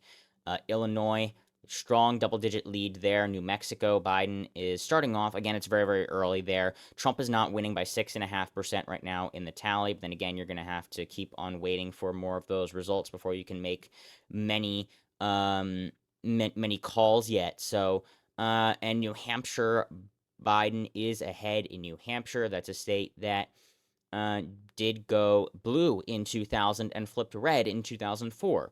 So if you look at the voting record of New Hampshire, it went red in 2000 and then flipped blue in 2004. My apologies. It is the only state to do so. So that right there is an interesting characteristic. Iowa did go red for Bush. So we may be going back in theory to a more Bush-esque map looking at this one. Except of course for Minnesota and then the ex-blue wall now, but New Jersey 7, Delaware 7, narrow in New Hampshire. Maine 2nd would be an exception to that. Arkansas as well, as this was still the redification still of the Clinton states, which went blue 8 years prior, and then they flipped red in 2000. Went a bit redder in 2004. So again, that is going to be a key difference there. Is going to be, of course, the changes in overall political climate aren't, you can't just ignore those by any means. And so, again, but we're looking at very large rightward trends as well. Again, not only in these, but also in West Virginia, where Bush won by 13, comparing that to 4 years ago. Romney doubled that margin almost, and that was a much more leftward popular vote, 48.3 to 50.7. That's winning the popular vote by 2.4% as a Republican. Moving here, 51.1 to 47.2. That's just under 4 percentage points. So moving 4%, 6% to the left, almost 6 percentage points to the left. Yet the state moved 14 points. So that is going to be a 20-point shift to the right, which we're expecting again to see. We called it on poll closing. But again, that's some more interesting results out of some of these places. Colorado, New Mexico, some of these are potentially going to be disastrous. Again, 3.1 and 0.9. This is looking a bit less likely, though, especially as we're getting even more results coming out of the out of some of these eastern states. It appeared to be some sort of mirage. Some political commentators are calling it a red mirage of sorts. This is, I believe, the 10-point error map. No, it is not. Let me fix this. This is the 10-point map. This is the current polling map as it stands, and this is the 10-point polling error map. So this would be still a flip in all of these critical states that Biden would depend on, and so then you'd get Biden down to 216, Trump 322. That would be basically a bloodbath by any means, especially compared to what happened 4 years ago. But it could have been absolutely a lot worse. Again, you're looking at, still that's still quite a bit of a rough trend, especially in these states like Oklahoma would be 40. Wyoming would be 50 percentage points. That is huge. Utah would, of course, still be a rightward trend, but that's going to be the third-party vote for Evan McMullin there. We're still not 100% sure how that will end up turning out, but that is going to be a critical one to be watching. But this is even looking a bit less likely, closer to potentially a 5-point polling error, but even that would be, in fact, enough for Joe Biden to end up pulling out a win, even flipping Nebraska's 2nd congressional district to his column, but he would still be losing Florida by 0.5 percentage point, which would be not preferred for his campaign. If we just put in that this is going to be like the slightest bit in one column or the other, it doesn't really matter. Let's just say, just for Trump's favor here, that he ends up pulling out a very narrow win in Ohio, which would, of course, be a flip. That's still not enough. That would be 259 to 179. That would be a flip for the 2nd congressional district compared to 278 there, and that would be 54 here. So that'd be a total of 55 flipped electoral votes, which is one of the smaller numbers here. If you look at how many flipped in 2012, that's actually only 27, interestingly enough. So that's going to be 27, which is going to be that right there, plus the one in the congressional district there. So actually, we do have a call right now to be able to make a projection right now. We can now project the state of Indiana with its 11 electoral votes. We'll go for Donald Trump, 11 electoral votes there.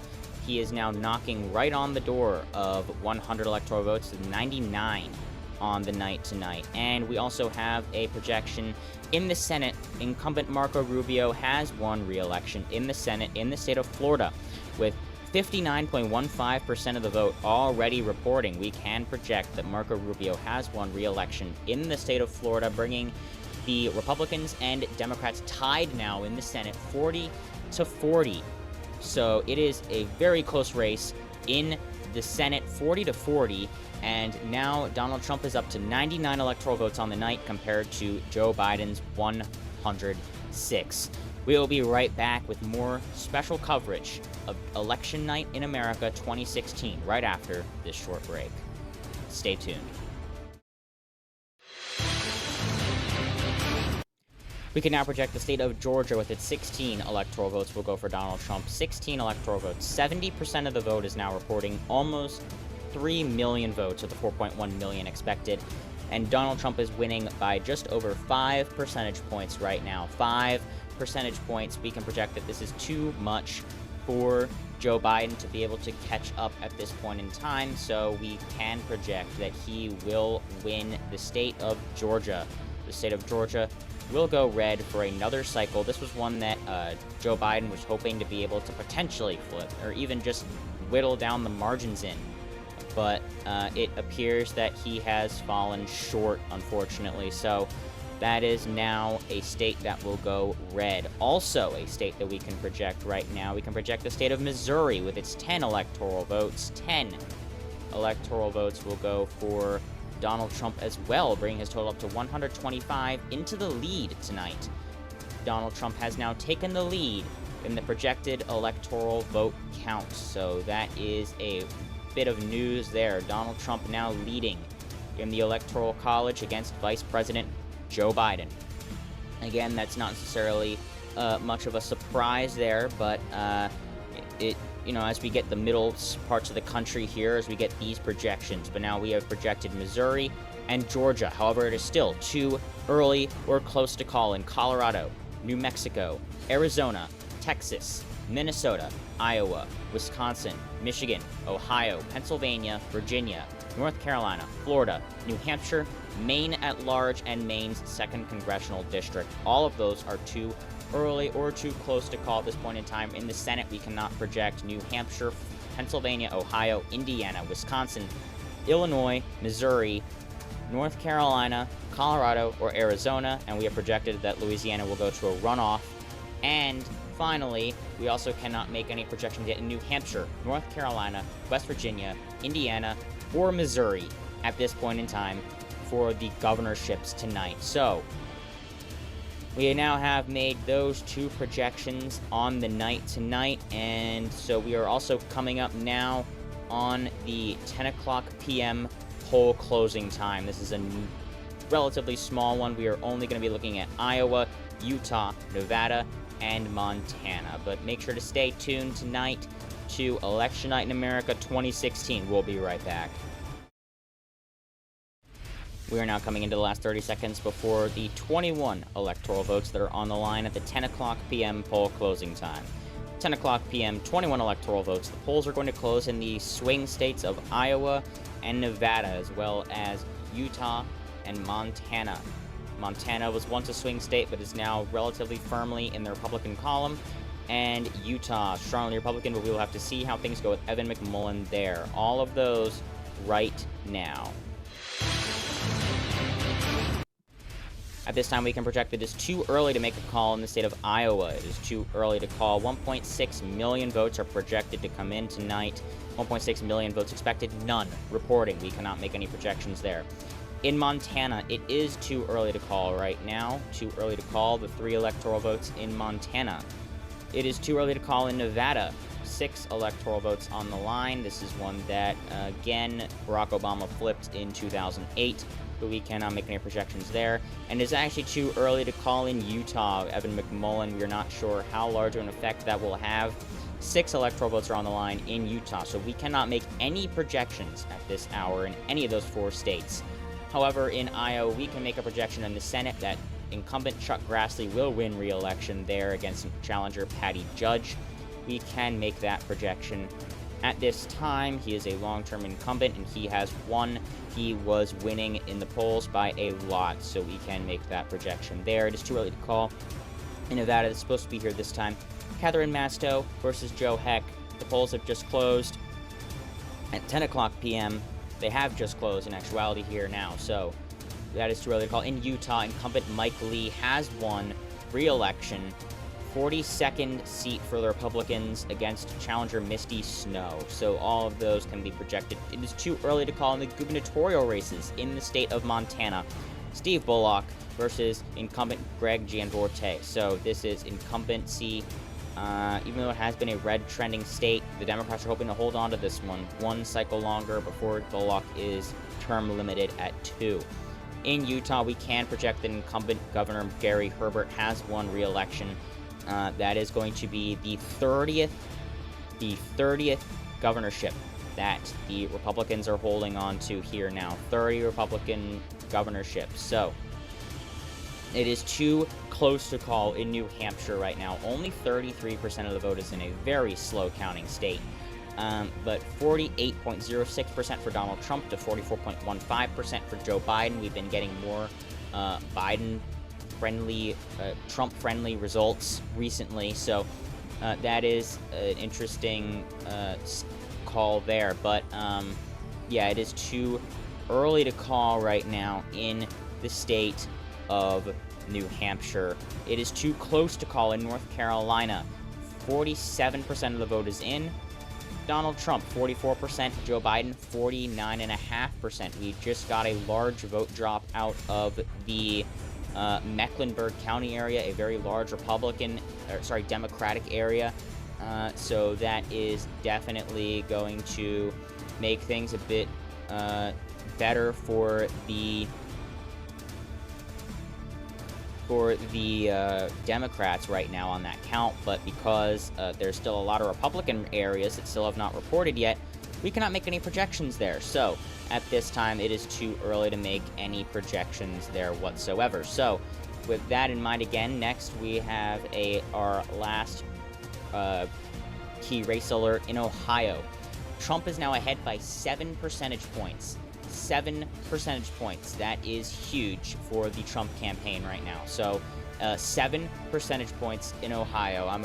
We're gonna quickly take a look at what 7 percentage points in Ohio would mean for the polling error, but that is with only 49% of the vote reporting right now. It is too early to make any calls. There's a lot out of Cuyahoga County that has not been projected yet. There's 5% in Cuyahoga County, the largest county in the state, and a very Democratic one as well. So all of that and more. We're going to be looking at a lot of that right now. So that is for your key race alert. Looking over here at our old polling error map here. So again, things haven't been looking up for Donald Trump this entire night so far, but he's definitely not out of it. If you again see the projections there that we just made, that was well, a key race alert had him up by 5 in Ohio. So again, that would be another 5% margin of polling error there. And then right like that, we are right back over to here again. So he was ahead by just over, I think it was 6 percentage points. That would actually mean that we would end up having this map again. So again, this is the one we were looking at a bit earlier in the night. The closest state that Biden wins would be Virginia. He'd lose Colorado, which was a state that Barack Obama managed to win in 2008. He flipped it by 9 percentage points after Bush won it by 4.7. That's a 13.7 point swing. But then he only won it by 5.4. So that would be a 6-point swing, which is definitely not impossible by any means, but still would be a huge blow to the Biden campaign. That would basically guarantee that he would in fact lose tonight. But I mean, obviously he would, considering he'd lose 129 electoral votes here, including, the states of Pennsylvania, in Michigan and Wisconsin. Those are huge states. He needs to win those 3 in order to win tonight. Again, looking over at our hypotheticals here, here's our calls for the night so far. Looking again if we have these calls here, Trump needs to win Texas. Trump needs to win Texas, basically more than almost anything else at this point in time. So that's really what that's really what the trouble of the night is again. So we're really looking at that here. So again, there's really going to need to be a win in Texas for Donald Trump tonight. If Donald Trump manages to lose Texas, then it is completely over. We went over that a bit earlier. Trump's going to win Montana, likely going to win Utah. Biden is probably going to win Montana, probably going to win Virginia. Things are looking up for him there. And in Maine. But if he loses these 3, he can win these. He's going to win these 3 on the West Coast, unless something terribly wrong happens. But even if he wins Florida, Trump's going to win Idaho. He's going to win Alaska, right? If he wins Florida, but loses these 3, it doesn't really matter. Trump still hasn't won yet, but he's probably going to win Arizona. But then now Trump is the one who has options, right? He just flipped things around. Trump is now the one who has options. So that should be concerning for the Biden campaign here. Trump has flipped the narrative now here that even though he lost Florida, he flipped these 3. Now these are going to be a lot more difficult. But if we end up with a huge polling error like this, 6.5. He's still going to be winning these by over 4 percentage points. Pennsylvania by almost 5. So that's still not that big of a deal. That would be just a 10-point polling error in Florida, which would definitely have some questions raised in the polling community. And we will be getting right back to that because we have some projections to make in the Senate. At 10:07 p.m. on the East Coast, we can project in Illinois that this is the first flip of the night. Illinois will go blue. Tammy Duckworth has defeated incumbent Mark Kirk. He was said to be the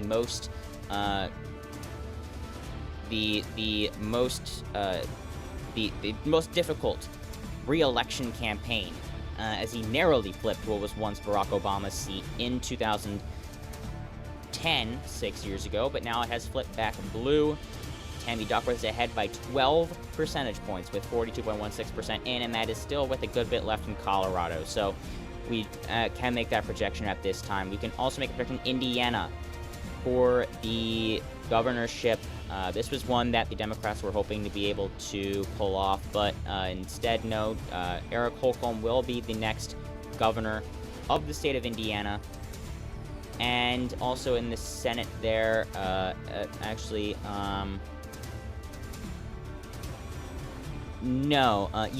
in the Senate. In the Senate, Todd Young has won in the state of Indiana. That is, in fact, correct. Todd Young has won in the state of Indiana in the Senate. That is going to be the 43rd seat for the Republicans tonight.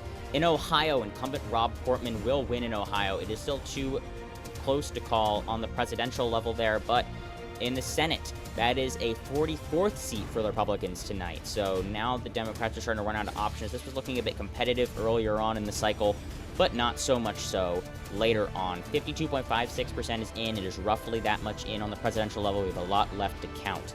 But we can project that Ohio will go there. And it is too close to call in Florida.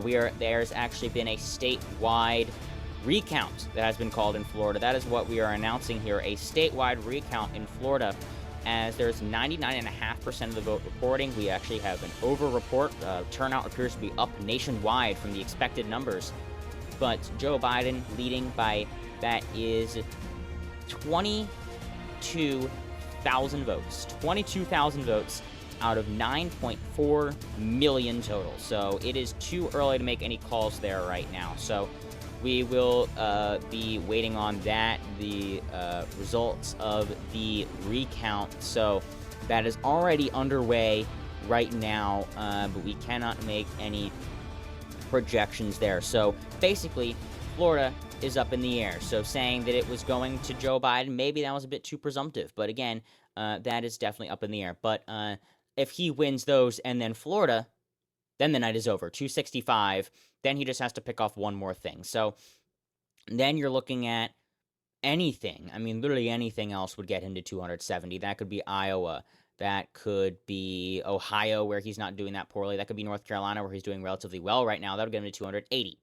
So Joe Biden needs to win these three. But if he loses Florida and wins those three, that gets him to 269. That means he can't lose, right? With those projected ones, that means he can't lose. But even just picking off the 2nd Congressional District in Maine would get him to 270. Getting New Hampshire would get him to 270. So that would put Donald Trump in a bit of a pin if he does win any of those three. And that's even with Florida, right? Obviously, if he wins the three and Florida, then the election's over. If he wins Florida and one of these, and then he even manages to win in New Hampshire, it's over, right? So you get Michigan. Wisconsin is the only one that wouldn't work. And even then, if he wins Ohio, then it's over. If he wins New Hampshire and Nevada, it's over. So again, all of these are looking pretty volatile for Donald Trump right now. Let's remove all these states that haven't actually been projected yet. Things are looking very rough right now for Donald Trump. But again, definitely a lot is still possible. We did see that this is the current potential polling map based on the numbers here. But again, we're getting down in Virginia. Biden is taking a relatively strong lead and such. So we shouldn't be putting anyone out of the race quite yet. So again, we are now getting down again to a bit more later into the night. So we're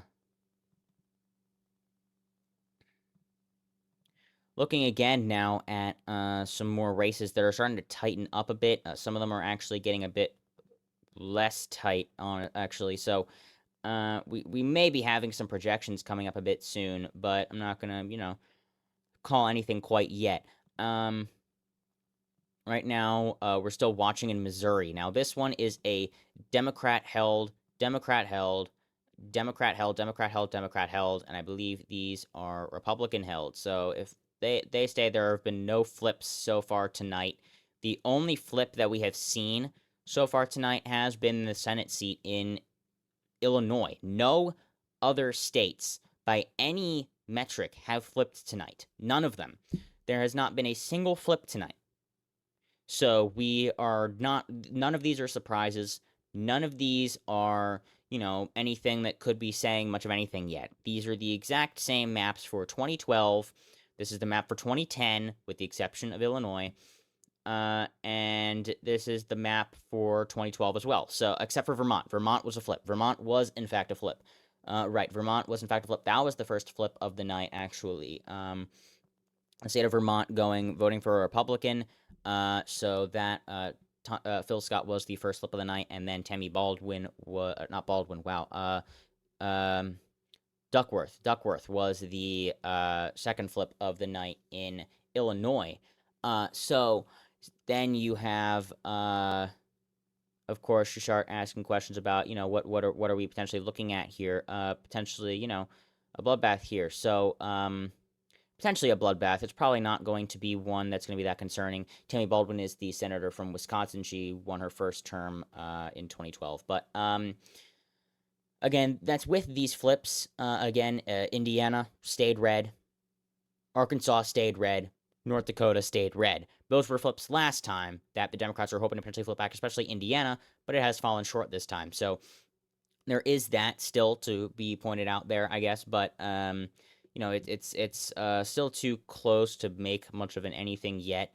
It's more of a nothing burger at this point still, even though we are 3 hours into counting votes. What we need to do is just keep on sitting counting votes and before we can really make anything about the national environment, before we can really make any calls here. The only thing that we can really say so far is that Vermont is still being a more libertarian-friendly state, voting Republican. He's a more liberal-aligned Republican. West Virginia, still too close to call there. North Carolina, pretty close. Florida, recount done, but there was enough to be able to hold that projection in Florida for the Senate race, so that is still going to be a win for Marco Rubio, even though there is a statewide recount being held there. So that is going to be interesting to see the outcome of that, since neither candidate is projected to reach 50% of the popular vote in Florida.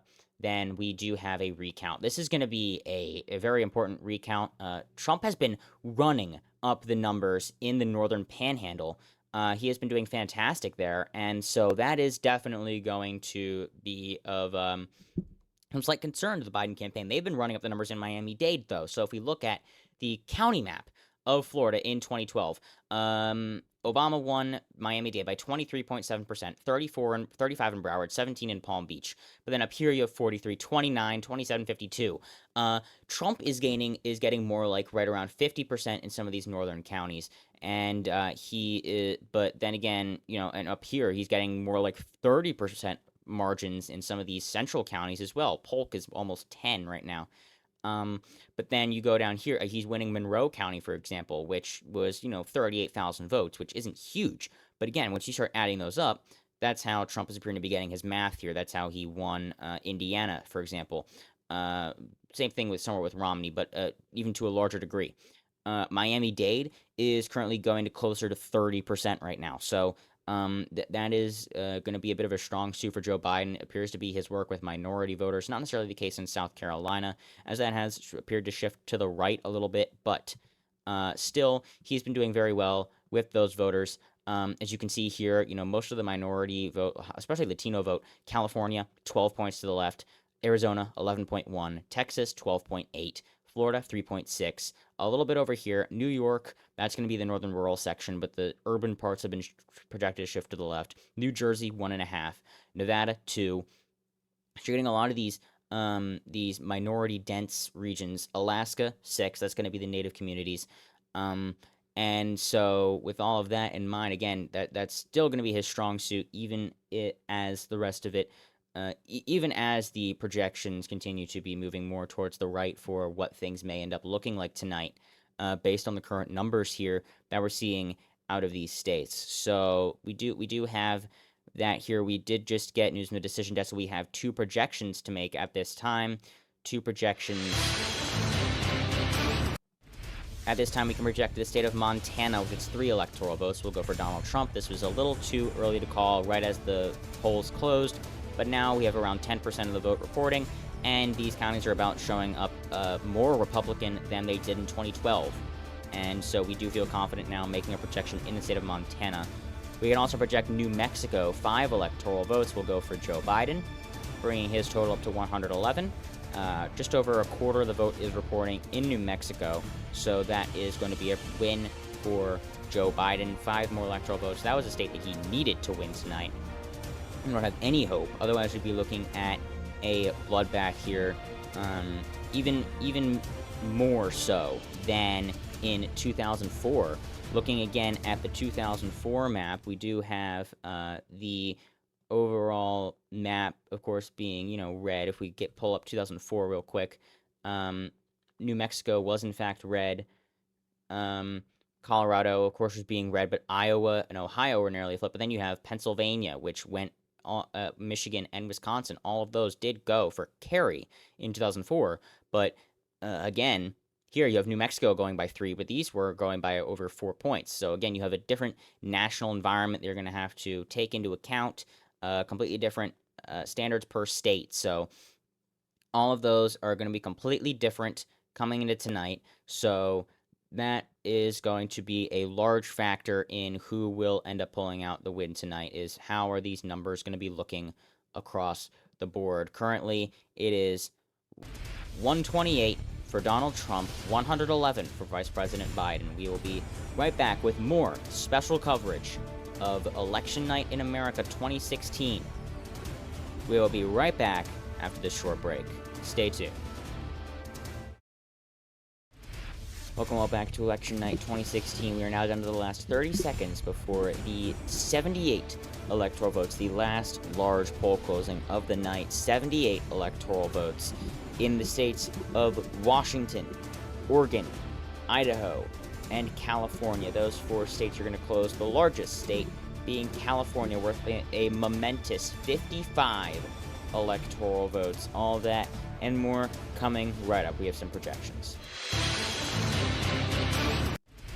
First up, we can project the state of California with its 55 electoral votes will go for Joe Biden. This was completely expected, but it's a necessary boost for his campaign. 55 electoral votes for the vice president.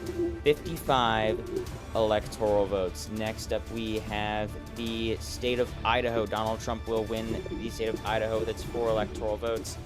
Another expected call here tonight, but nonetheless, again, a necessary one in the race to 270. Oregon, 7 electoral votes for Joe Biden, and Washington, 12 electoral votes for Joe Biden. These 3 states, California, Oregon, and Washington, are part of the West Coast blue wall for the Democratic Party. The state of Hawaii is also in that, but its polls do not close until midnight on the East Coast, so we will have to wait another hour before we can make any projections there. In the Senate in California, now we have parentheses around Loretta Sanchez, as there are nonpartisan primaries in California, and Loretta Sanchez is another Democrat. So it is Democrat versus Democrat, but we can still project that Kamala Harris has defeated Loretta Sanchez for the seat in California. That is going to be the 42nd Senate seat for the Democrats. That was guaranteed, but we weren't 100% sure. We were over 95% sure that it was going to be Harris, but we weren't 100% sure which candidate it would be. But due to our exit polls, we can tell that Kamala Harris has in fact won this seat. In Idaho, incumbent Mike Crapo has won re-election to the senatorship in the state of Idaho. This is the 45th Senate seat for the Republicans, nearing in on that 50-seat majority. Well, 50 if Donald Trump wins tonight, 51 if Biden wins. Biden winning looking more and more likely. Oregon, incumbent Ron Wyden will win re-election against challenger Mark Callahan.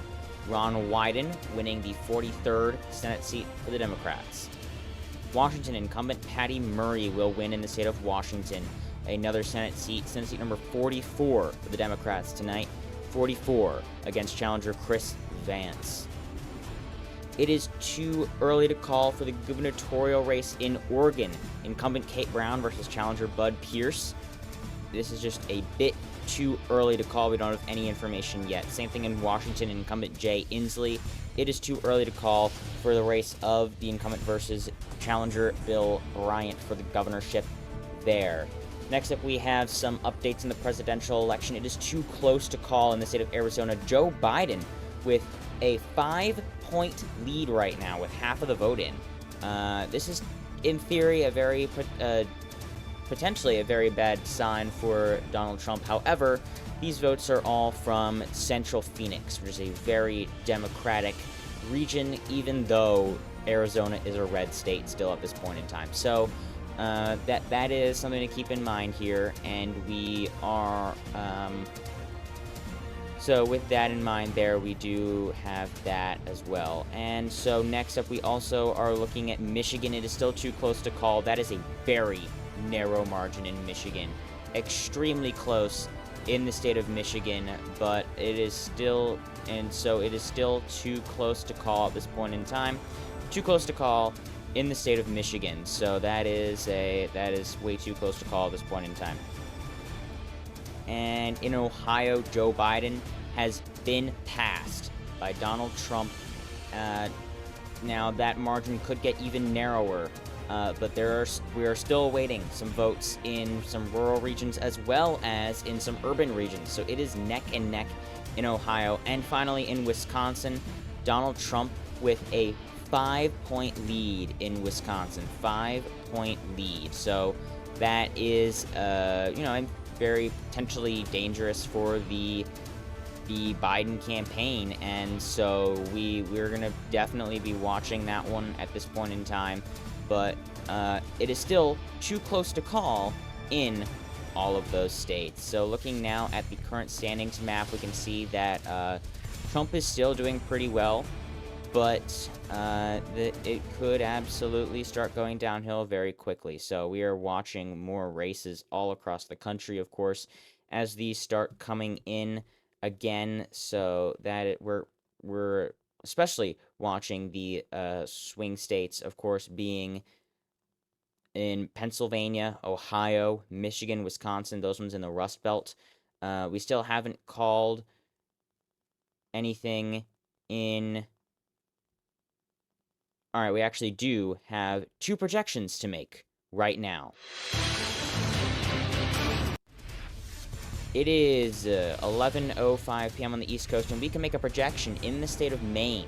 Maine and its 2 statewide electoral votes will go to Joe Biden. Joe Biden has won the state of Maine at this time. And also we can project Utah's 6 electoral votes will go for Donald Trump. McMullen, a relatively large component here, but Donald Trump with just over a quarter of the vote reporting is holding on to just barely 50% of the popular vote. Joe Biden at 28, which is still quite a bit better, but it's been more a loss from Trump going to McMullen than to Biden. So there is no shot that McMullen or Biden will win the state of Utah. And Virginia, we can project that Joe Biden has won the 13 electoral votes from the state of Virginia. We've been waiting on this one for a while, but now there's still not much left. Just over 3/4 of the vote is in, and most of it is from Northern Virginia. So we do feel confident making a projection that Joe Biden has won the state of Virginia. We just got another vote drop from Northern Virginia, so we do now feel confident making that projection. Looking over at the race to 270, Joe Biden has now hit 200 electoral votes, meaning he is 70 away from the White House, and that is simply going to be Minnesota, Colorado, Hawaii, New Hampshire, and then he's at 227. Trump is likely to carry Arizona, Alaska, Texas. North Carolina is looking less like of a probability for Biden at this point in time. So all of that is starting to come down to a final close here. We are narrowing in on potentially being able to call a winner before way too much longer. So this is getting exciting at this point in time now, but we do still have quite a bit left before we can make any drastic projections at this point in time. So we do not have any projections to be able to make. But then again, all right, let's start looking at some of these numbers here. So if we're looking now at what are the probabilities for each candidate at this point, we just had the call where Biden won Maine. That's only 2 electoral votes, right? But we're still waiting on the 2nd district. That one, Biden was leading in the polling, but only by 1.5 points. So it wouldn't be necessarily too surprising if it did end up going for Trump, especially considering that we're looking at not this large of a polling error. It's going to be more along these lines, if anything. But It is still definitely going to be, but we actually did call the second district, so there is something going on in the second district, a leftward trend that we really didn't expect. But as far as the rest of this goes, looks like we might have Florida on the line, Ohio, Iowa, and Maine second district, which would in fact be there, but that would still actually not be enough to win the presidency for Trump. But again, looking at this sort of margin here, now 0.13, that is, believe it or not, the tipping point here. If Biden ended up losing Pennsylvania, then that would be it. So even if this is the polling error, it is still going to be a very, very close election. If you shift it to the right by, see, 0.1 is the tipping point. So if you shift it by 0.2, Trump wins. 280 to 258, and that would be by 0.07, which would be an insanely low margin. But that is still absolutely possible. And that would be a huge upset, obviously, considering this is the polling margins that we started with. Biden being ahead by 2 in, Arizona, where McCain is now has, in fact, been projected to, not quite yet, but we're getting close to being able to most likely make a projection that he has held onto his seat and those sorts of things. Strong Republican performances there. Georgia, even. We did project that a while ago, almost an hour ago at this point, for Donald Trump. North Carolina is still too close at this point in time. Biden's doing very well in the urban regions, better than even expected, but it's probably still not going to be enough in order to flip the state itself. There's also a lot more Republican support in the rural, so that is definitely going to harm things here for Biden. Trump is running up the numbers in the rural regions. That's how he's getting his math. That's how he's pulling off insane margins in Indiana. It was originally 6.7.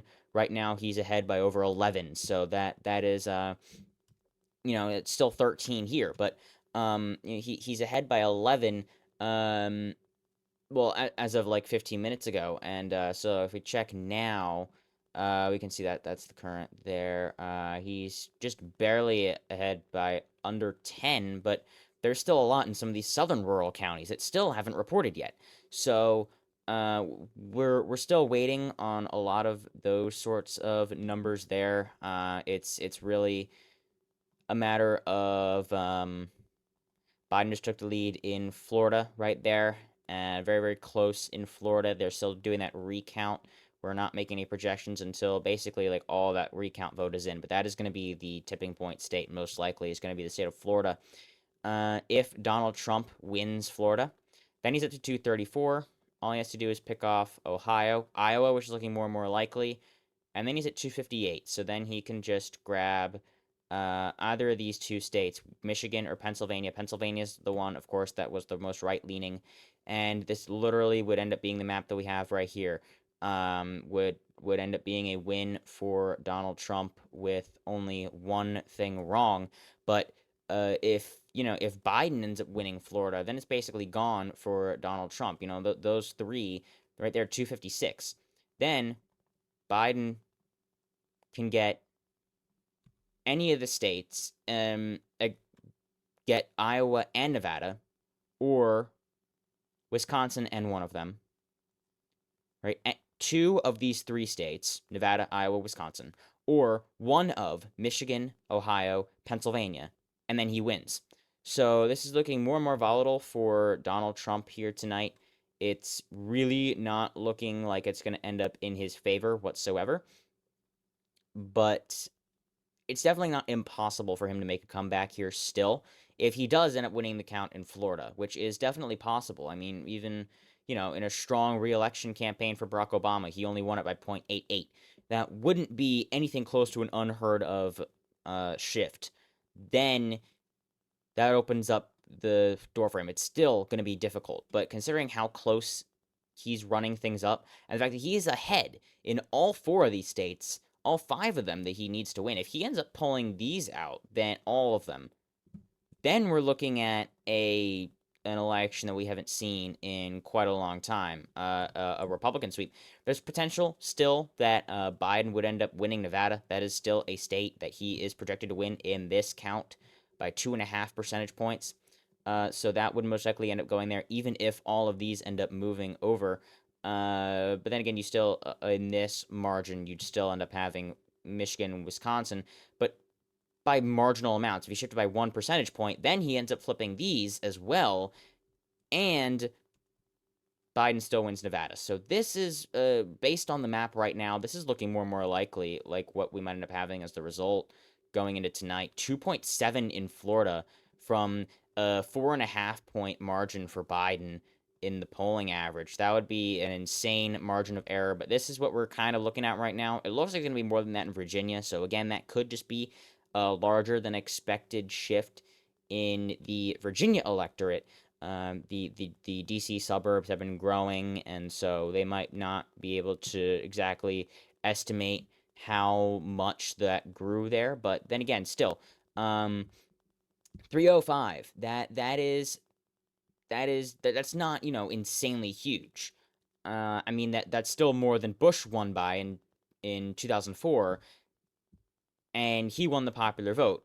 We're looking at basically no chance of Trump winning the popular vote at this point, but still, that would be, but that's because Biden's running up the numbers in New York. He's running it up in California. Kerry won it by 9.9%.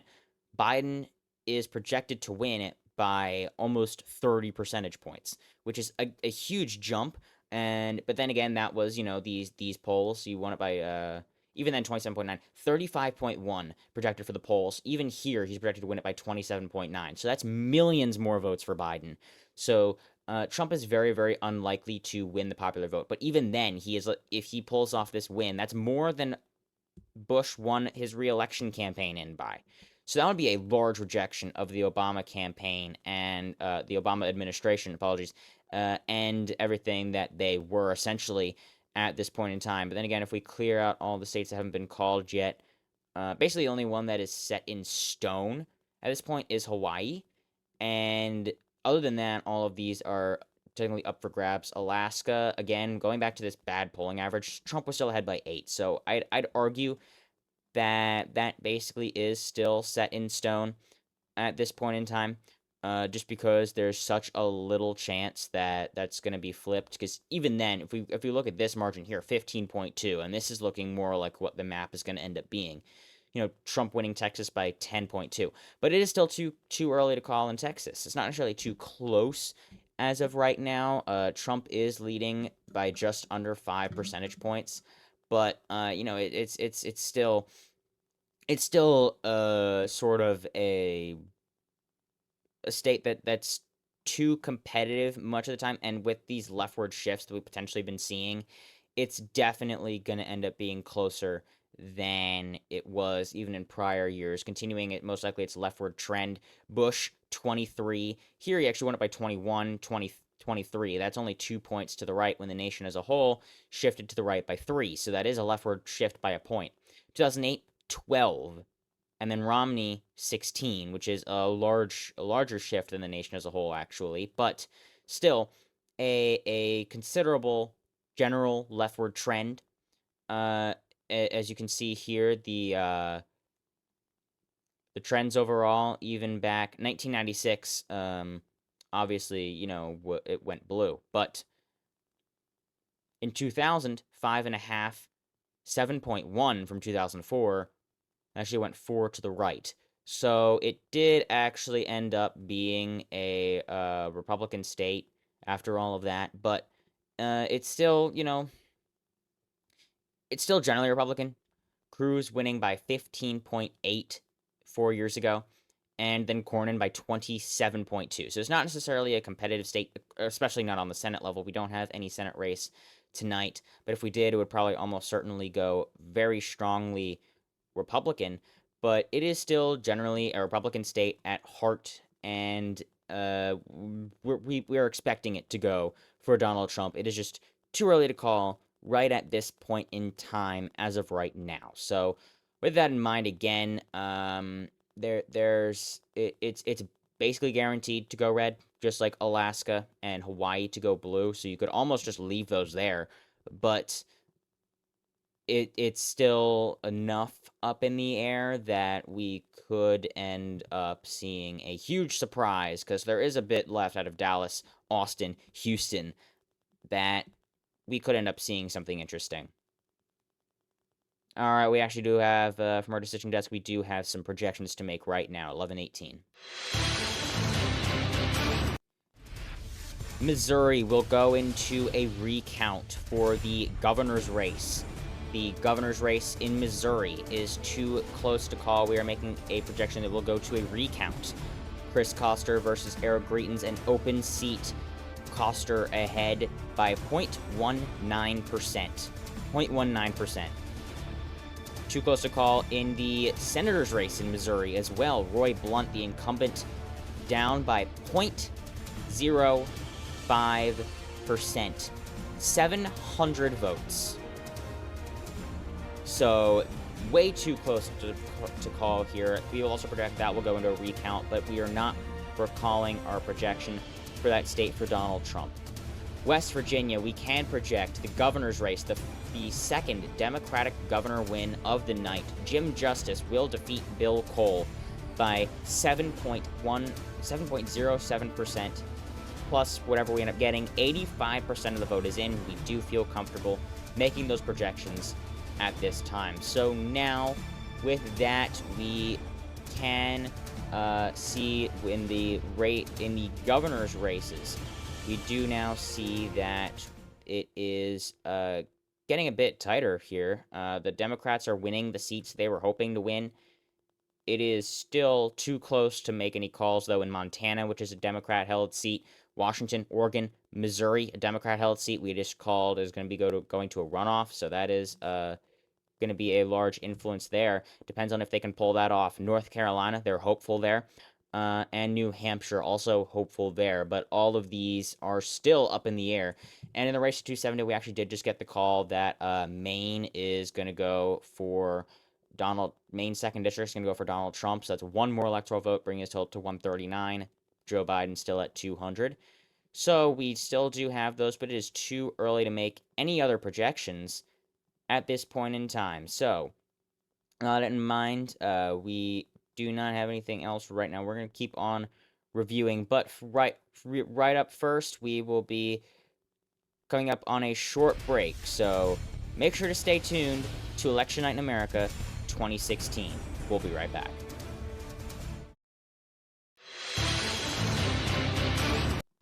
It is 11:48 p.m. on the East Coast, and we can make the projection that in Arizona, incumbent John McCain will win re-election to his seat. We were waiting on this one for a while because there's a bit more from central Phoenix, but it ended up coming in nice and red for John McCain. So we can project that he will win re-election to his Senate seat against challenger Ann Kirkpatrick.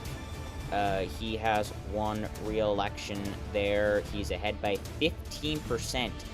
There was enough potentially out there, but there was a huge vote drop from Maricopa County that solidified this race for him. And then in the presidential race at 270, we can project 10 more electoral votes for Joe Biden from the state of Minnesota. Minnesota, this was a state we were expecting to go from him, but not by this low of a margin. He was leading in the polls by 9.9. He's currently ahead by 5.38%. Now, again, there is still more vote to be reported. We're just under 3/4 of the vote in, but that is still a bit of an underperformance from the polls. Here we are in the race to 270 electoral votes, 210 to 139. Things are looking up again for Donald Trump from starting here from the night and ending up here, where he is on the line to be able to strike and potentially break the blue wall. That has been talked about over and over since he joined this campaign. He said he is the one who can break the blue wall. And based on what we're seeing right now, he may just be on track to do just that with the numbers that we are seeing so far from across the country. Now we are again coming up on the midnight on the East Coast poll closings. We'll be back with those shortly. We'll be back right after this short break. Stay tuned to Election Night in America 2016. Welcome all to Election in America 2016. We are down to the final minute before the midnight poll closings. We're really quick going to do our identification, and we'll be right back. You're watching Election Night in America. Stay tuned.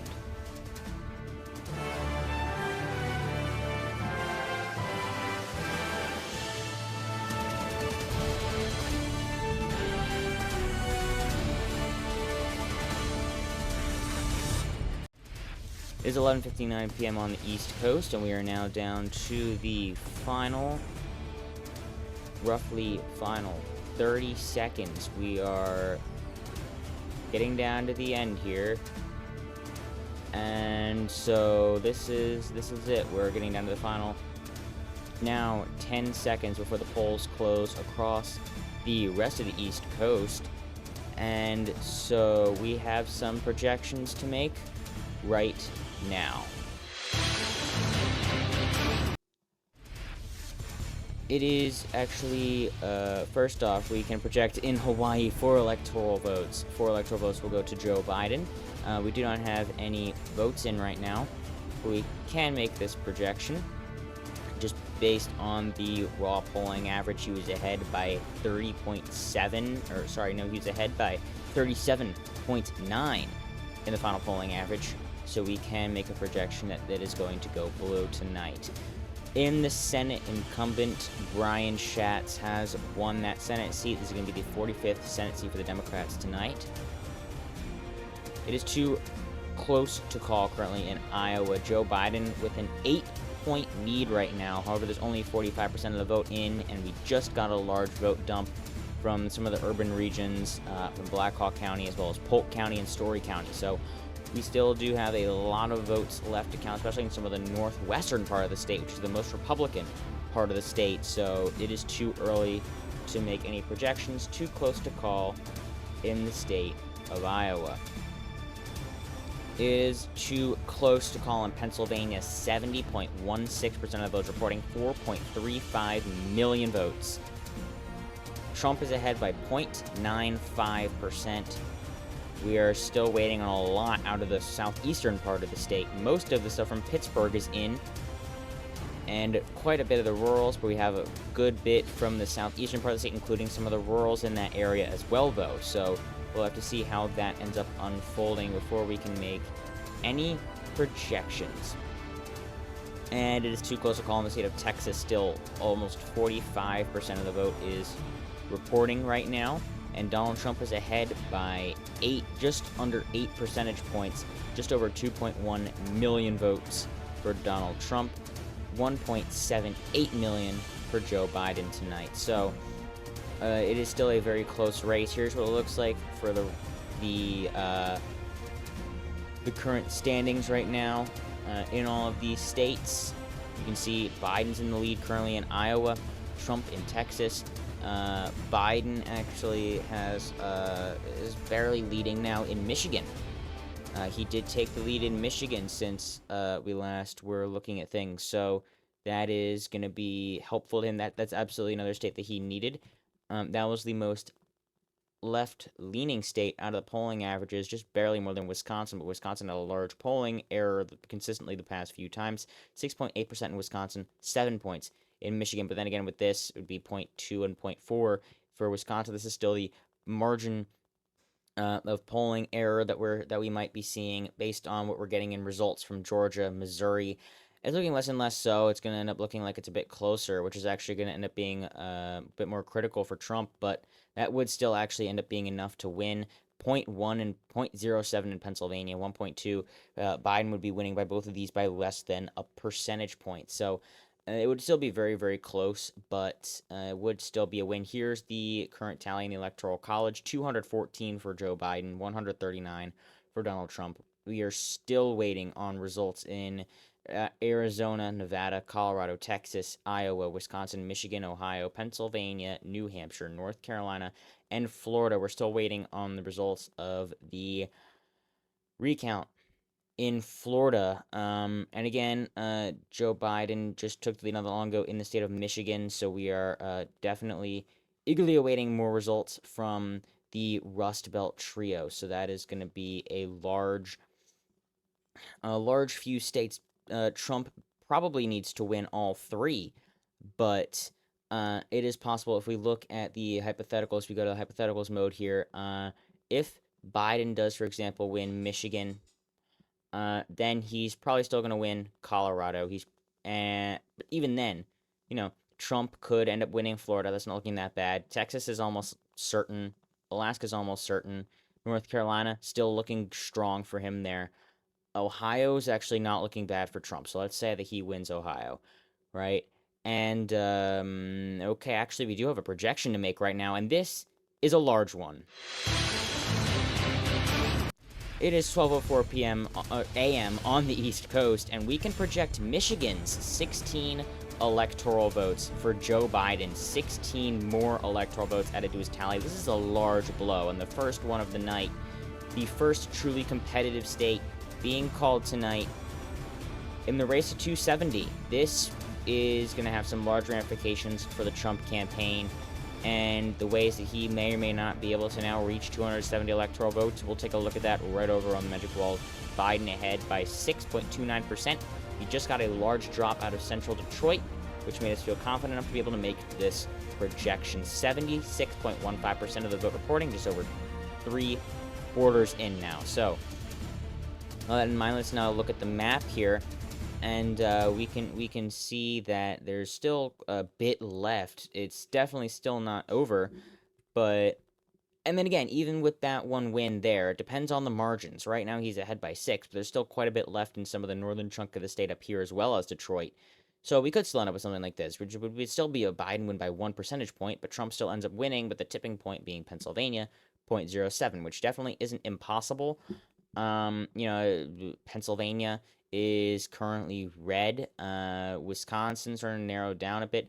Trump's taking a strong lead in Montana now. He had a bit just out of some of the rural parts, but really completely depends on what happens here. We're still waiting on more of the recount results from the Panhandle, which is why Biden is consistently taking a lead in Florida. But it's really gonna come down to what happens in Wisconsin, Pennsylvania. So let's look at what happens here. So if Biden wins Pennsylvania and Wisconsin, which would be just holding on to states that Obama won, Colorado is looking more and more certain as time goes on at this point in time. It's not looking like much of a contest necessarily anymore. It's basically ending up to be a almost a certain one, but we're still just a bit unsure. Some of the rural regions out here are still awaiting results. Trump holding on to North Carolina. That's not that unexpected. Texas, pretty certain at this point. Biden's at 269, which means that he cannot lose if he wins Pennsylvania and Wisconsin. So if you say that Colorado is for certain, then Trump needs to win Pennsylvania. In theory, he could actually end up getting there by winning Wisconsin, but again, that's the more left-leaning of the two. If you look at this map here, 6.8, 6.1, it's by 0.7, so that is within a margin of error in polling. But if he wins Iowa, which isn't looking that unlikely anymore, Arizona, basically just waiting on that. Alaska, not looking, bad for Trump in the least. Ohio, very, very narrow there. We're still awaiting a lot more results from there in order to be able to make any projections there. Trump is definitely overperforming in these rurals that Obama did pretty well in, especially in the southeastern part over here. The only not safe red county is Athens County right now. So that's, not too much. That's only a few thousand votes, but that does really add up. Also over here, Ashtabula is red right now. So you have quite a bit over here. These are all red. He's doing pretty well with the working class. He's shifted that electorate way to the right. So that is definitely going to hurt. But then again, Obama got 40 points here in Cuyahoga. Biden's getting closer to 45. Hamilton is by double digits. So where Romney and McCain didn't do that poorly in the cities, Obama did moderately okay. But now Biden is putting the foot on the gas pedal, if you will, and he is really getting the numbers that he needs to stay competitive in these states. So that's exactly what the Biden campaign would want to hear at this point in time. It's able that he's able to stay competitive in this race at this point in time. But again, it's not looking like it's going to be an easy ride by any measure for Trump either, because he still is the one who, he has a lot of options, but the lot of options is getting multiple wins in states that he's not doing all that well in right now. He's winning in Ohio, he's winning in Wisconsin, he's winning in Pennsylvania, he's winning in North Carolina. He's been winning in Arizona. I just had to click refresh real quick. He's not doing poorly by any metric whatsoever. It's just he needs to flip something here that's actually going to make a difference. So that's what the issue is. Now, if you get here, obviously, he does need to win Florida, because if Biden wins Florida, then he's at 268, which would mean that Trump would somehow need to flip Nevada, Pennsylvania, and New Hampshire with all of these. If Trump wins Florida, then things get a lot easier, because then he's at 269. He can't lose. So, with the exception of Wisconsin, he's winning right now in all of these. He just took the lead in Iowa. So, with all that in mind, he is actually having a more open path to the White House that we are seeing as the night is going on. Believe it or not, path, in theory, should be closing. We'd expected it to be gone by now. But alas, he is holding on, and there are definitely still options for him. We will be right back after this short break. Stay tuned to Election Night in America 2016.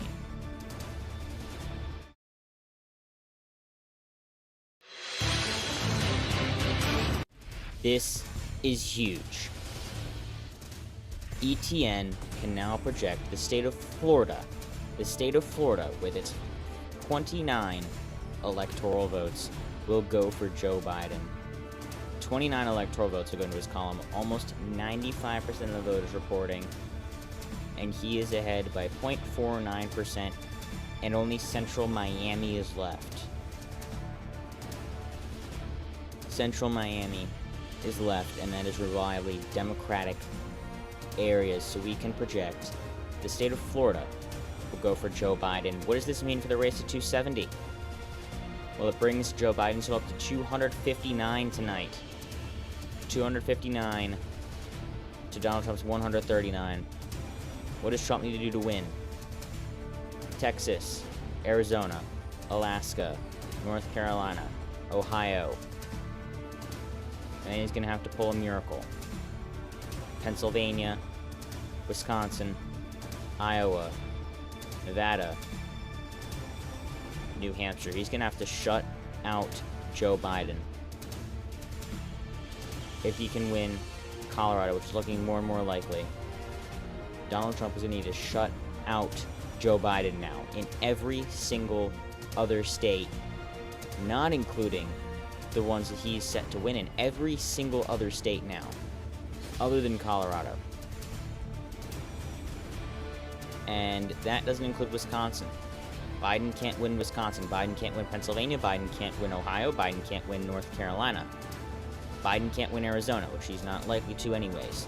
Biden can't win Texas, which he's very unlikely to.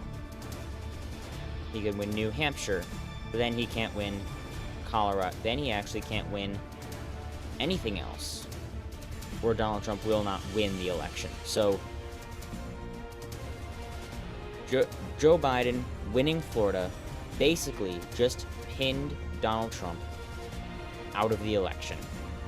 However, it is not completely over, and we have seen surprises before, and also Florida has done insane things before. It may surprise us yet again.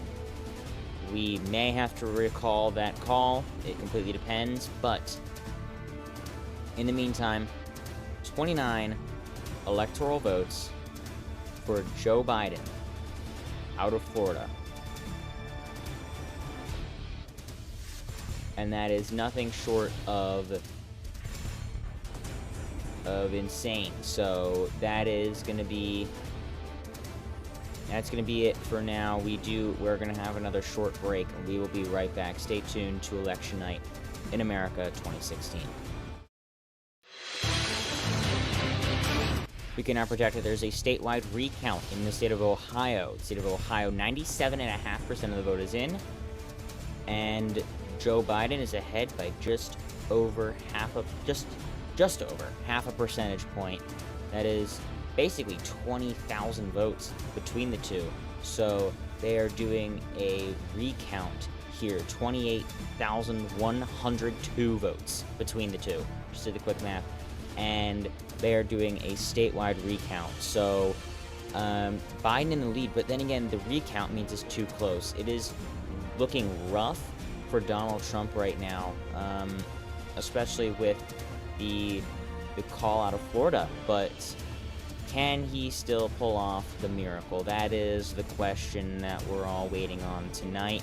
Biden's lead in Colorado did drop a bit, a considerable amount, actually. So that may be his saving grace. But again, at this point in time, if Biden wins Ohio, the election is over. If Biden wins Pennsylvania, North Carolina, Wisconsin, the election is over.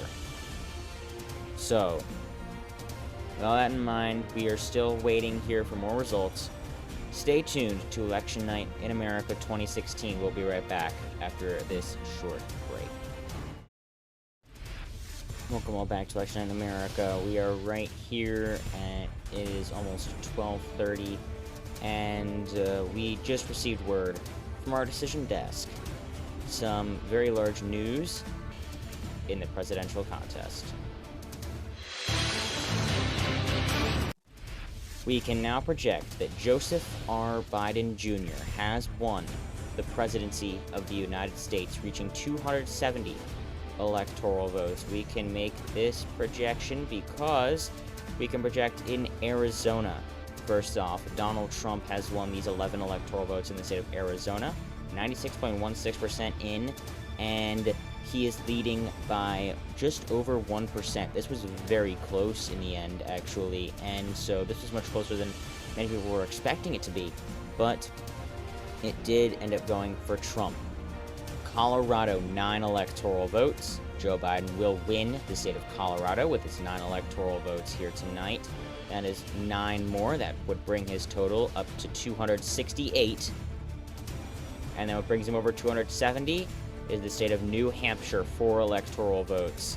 He will win the state of New Hampshire. So with that, again, breaking news, we can project that Joseph R. Biden will win the 45th presidency of the United States of America, the term from January 20th, 2017 until January 20th, 2021.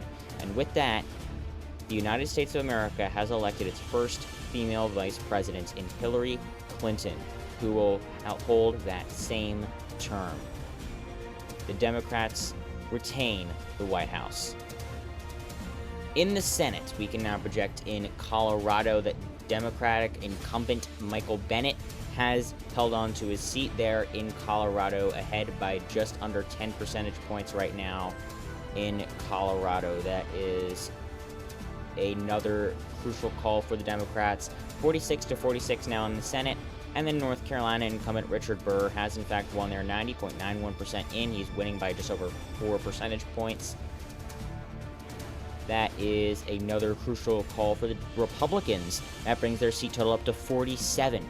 Now it is a race to 51 for the Republicans, a race to 50 for the Democrats. As again, we can project that Joe Biden has won the presidency.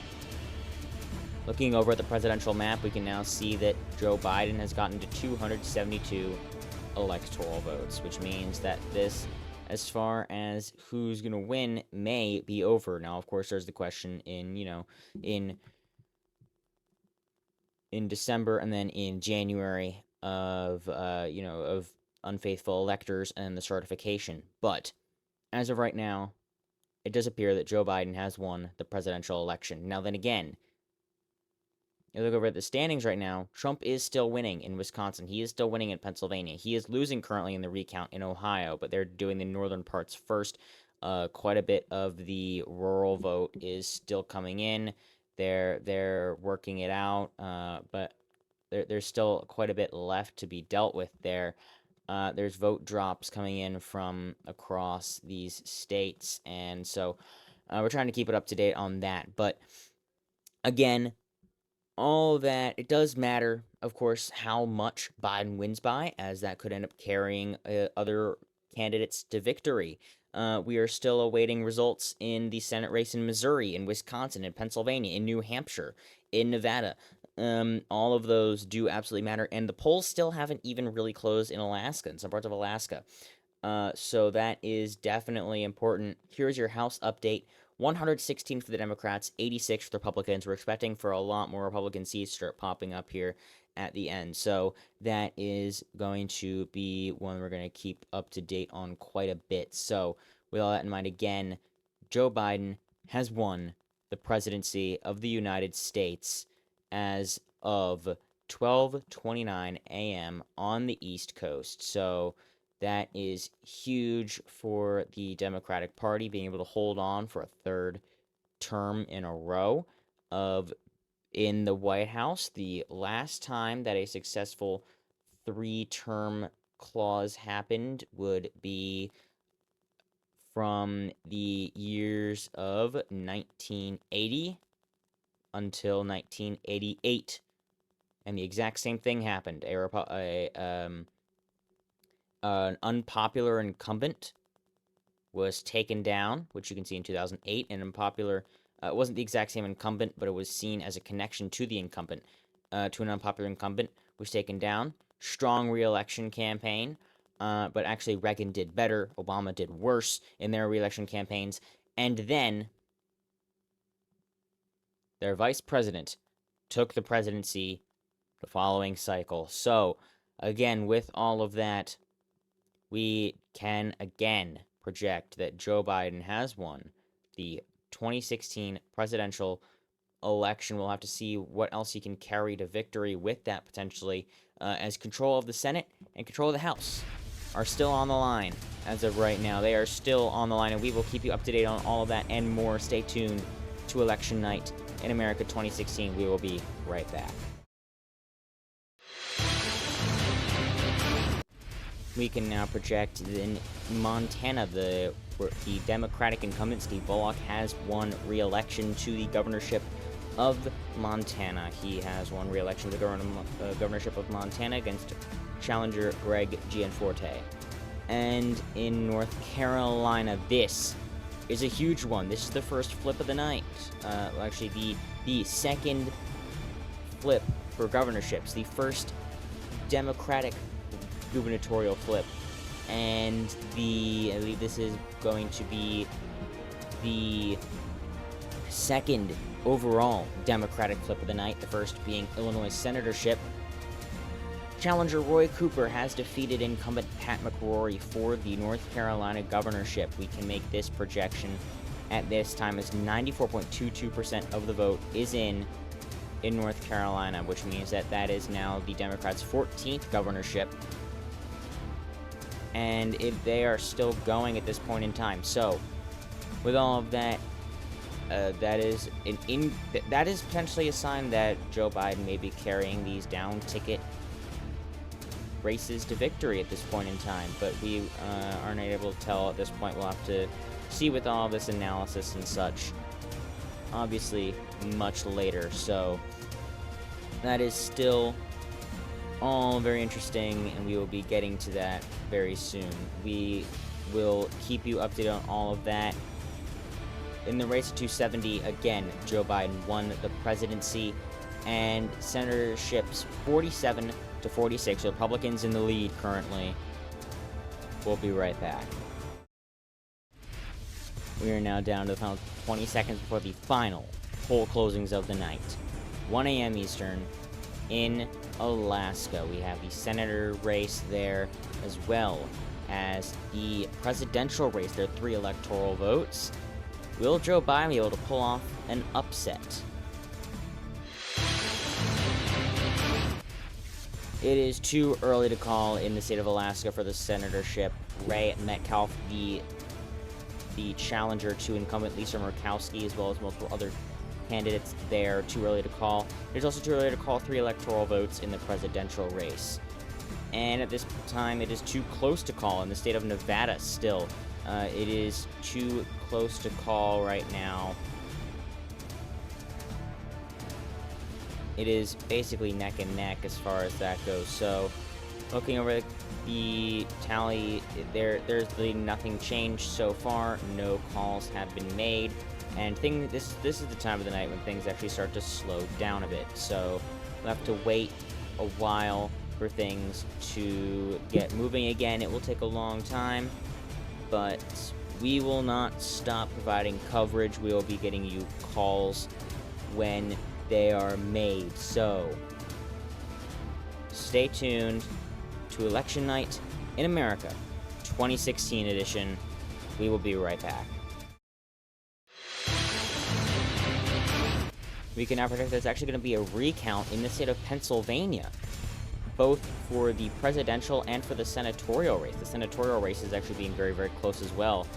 95% of the vote was reporting, and Biden was ahead by just over a percentage point. So this is a very, very close state. Biden did pull ahead finally at the very, very end. So that is somewhat concerning, I guess, for the Trump campaign, but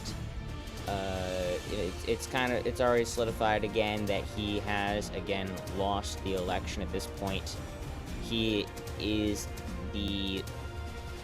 Biden has won the election by reaching 270 electoral votes already. But still, this could be a sign that Joe Biden's carrying the other Democratic candidates to victory. The question is, will it actually pull the other Democrats over the finish line, or was that just a facade? We'll have to see that. All that coming up and more. We will be right back. It's Election Night in America, 2016. Hello and welcome back to Election Night in America. We're still looking at this map and seeing what the scenarios could be here. Texas, probably red. Alaska looking like it's going to go red. North Carolina, almost certain. Iowa looking more and more certain. The question is, in theory, with faithless electors, Trump could still end up winning. This would be the first time that faithless electors would change the outcome of an election in American history. But it still could be possible with only a 2-vote margin if Trump then manages to win Ohio, Pennsylvania, Wisconsin, and Nevada.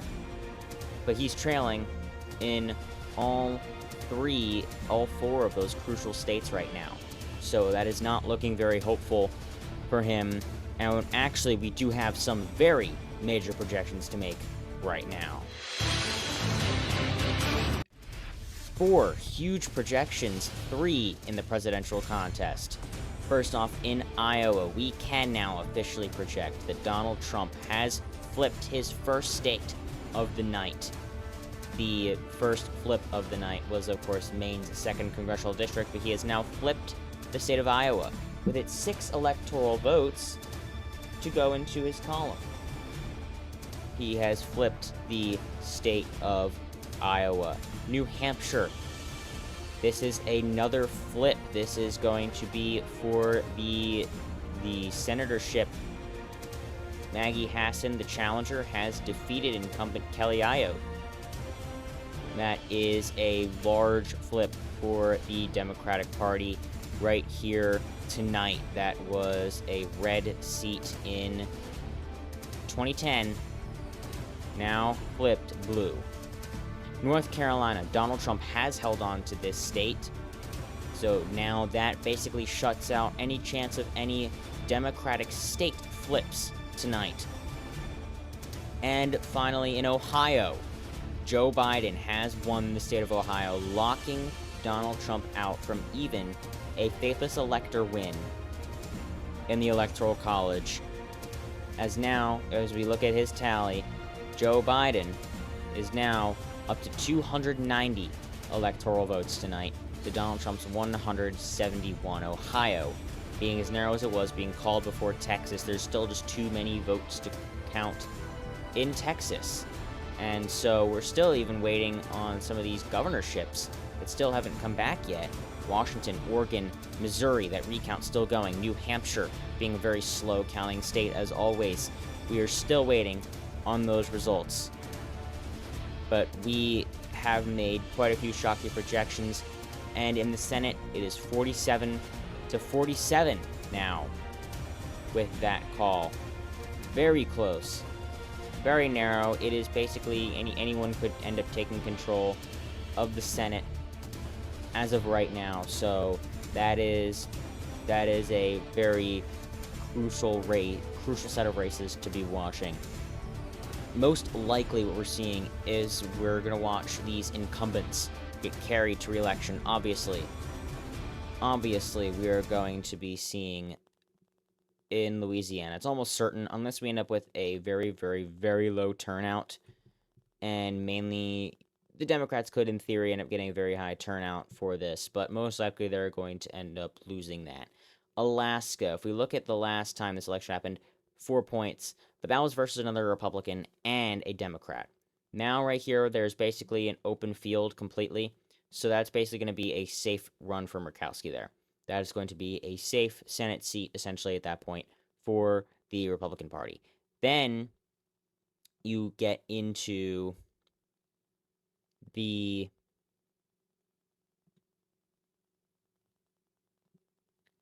cases of what else is there. So, Missouri, red, very, very close. Democrats were leading right before the recount.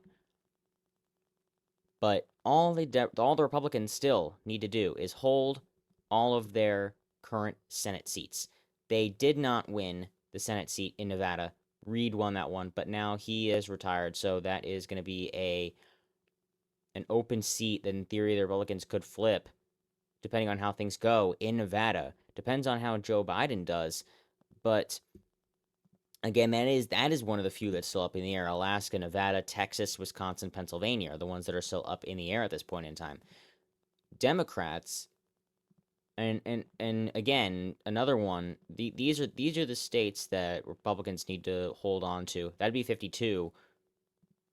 Assuming that all of them end up holding, they need to end up with 52-48, which is, again, 47-53, Democrats had control of the Senate, then 55-45, 54-46 as of 2014. So they really do have still a pretty large uphill battle, but they could, in theory, these three are kind of up in the air. So assuming that Democrats end up taking a huge flip of all three, which is looking more and more likely,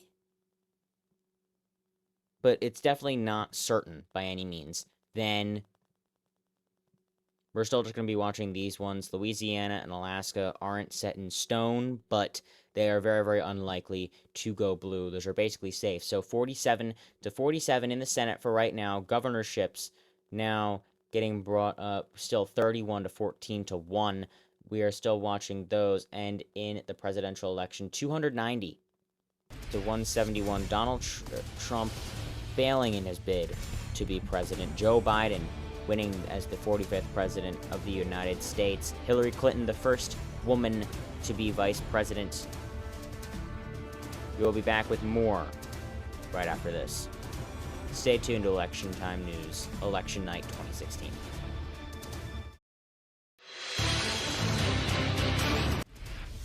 We can now make a projection in 2 governorships, and Democrats have won them both. In New Hampshire, Colin Van Ostern has won the governorship of New Hampshire by an ever so narrow margin, 0.18%. 700,000 votes reporting. He is winning by less than 700 of them. That is still a win for the Democratic Party. And in Oregon, this one we expected. Kate Brown, the incumbent, has won re-election against Bud Pierce. That is one that we were expecting. But New Hampshire is definitely one that the Democrats will happily take.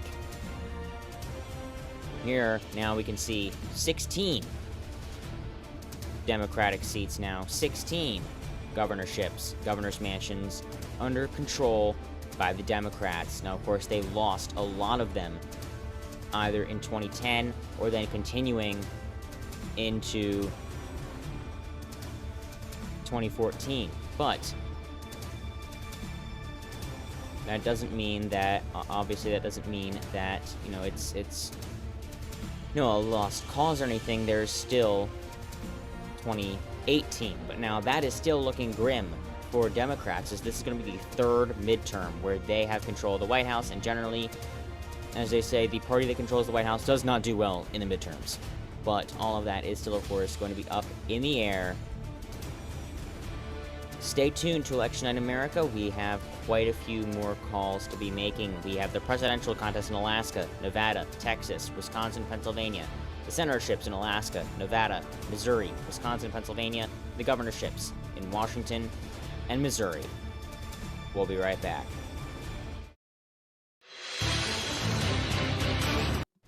We now have 2 states on the presidential contest to call. Nevada, 6 electoral votes. Joe Biden is leading by 7 percentage points, with almost 3/4 of the vote in.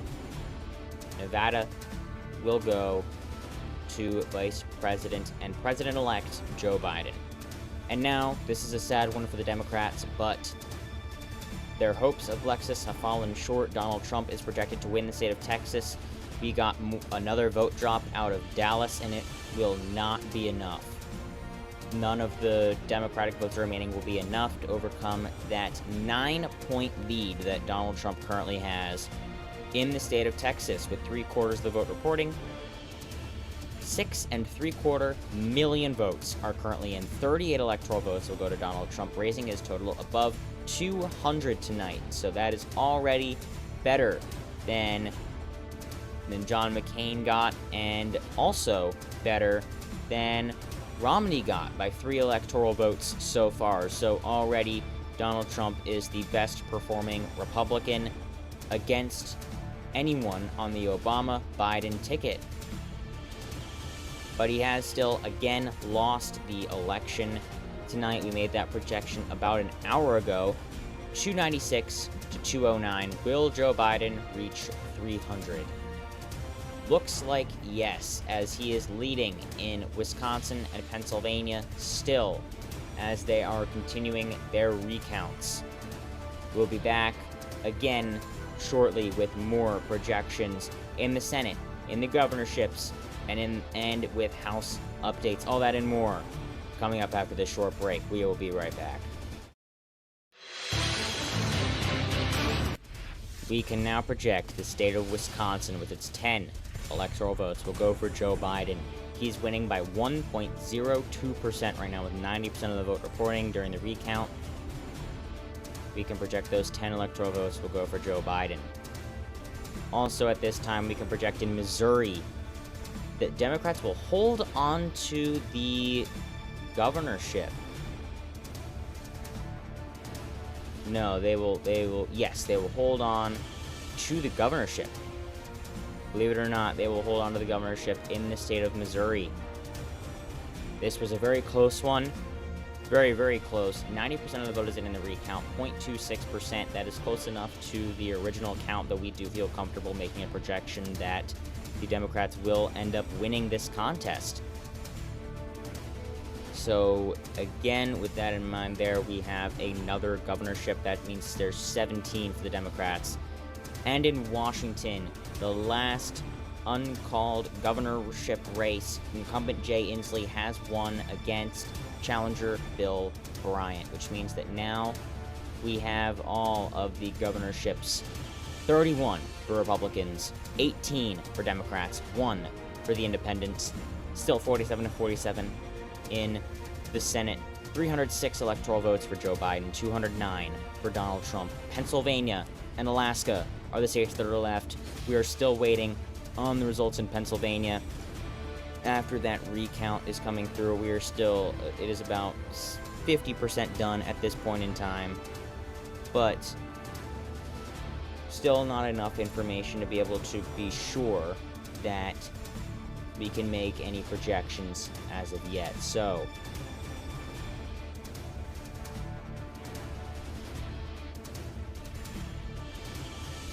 again, we cannot make any projections at this time yet. We will be coming to you with any that we can make later into the night as we reach 3 in the morning.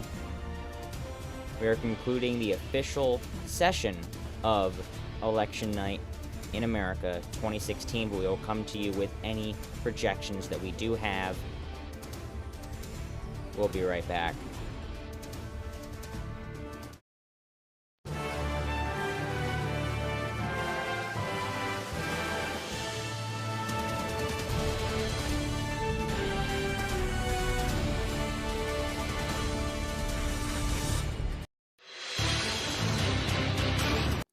We have a few projections to make at this time. In the Senate, this is the 48th Senate seat for the Republicans. Lisa Murkowski has won that Senate seat. Incumbent has won that Senate seat in the state of Alaska. In Missouri, this is a Democratic flip. We can project that Jason Kander has de-seated incumbent Roy Blunt in Missouri.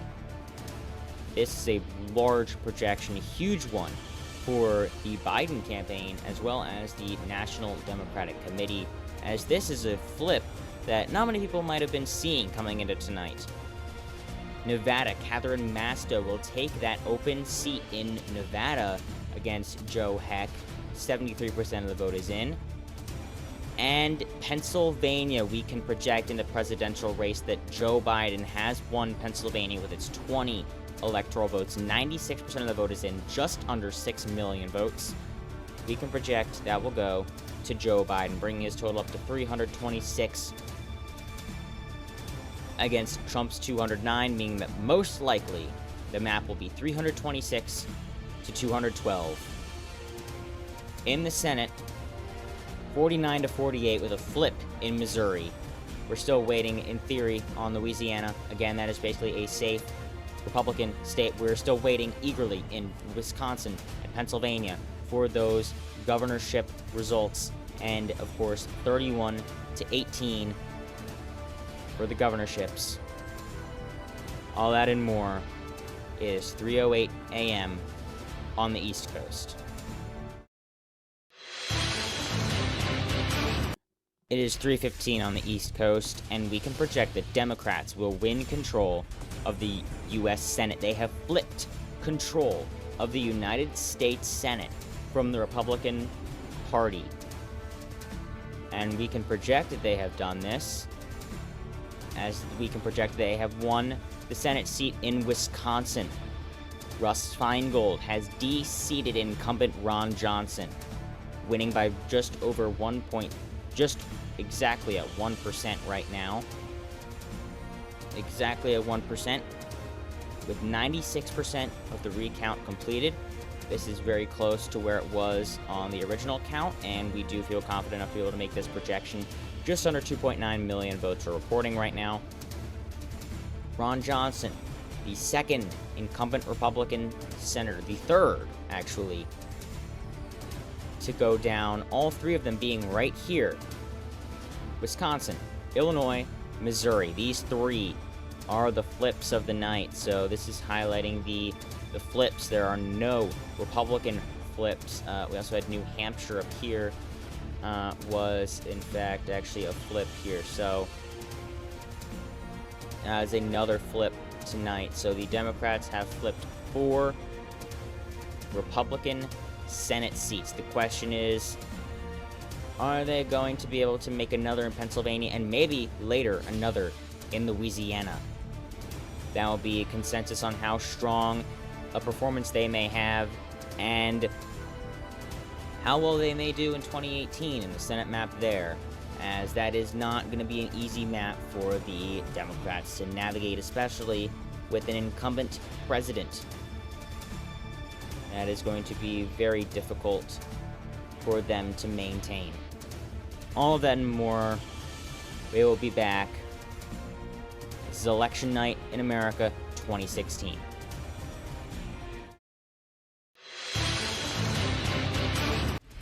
With 61.16% of the vote in, we can now make the final presidential map projection. Alaska with its 3 electoral votes has gone for Donald Trump. Donald Trump has won those 3 electoral votes. Not at all a surprise, but solidifying and finalizing the electoral map tonight. Joe Biden, 326. Donald Trump, 212. Joe Biden has gone on to be elected the 45th president of the United States. Hillary Clinton, the next vice president of the United States, and the first woman to hold that office. We have the entire map there done, the entire gubernatorial map. Tonight, we are only waiting on Pennsylvania's Senate race. We are only waiting on Pennsylvania's Senate race. And we will be getting right back when that happens. Stay watching ETN's Today in Politics, and we'll be back with our special coverage whenever that call occurs.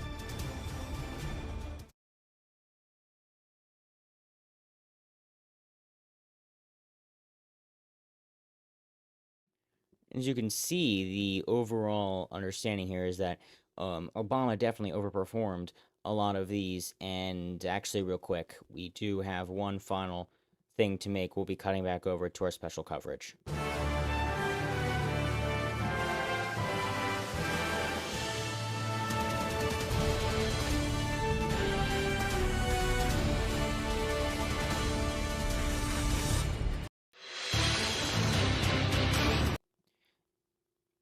It is now 5:48 on the East Coast, and we can project our final race of the night. Katie McGinty has de-seated incumbent Pat Toomey in the state of Pennsylvania.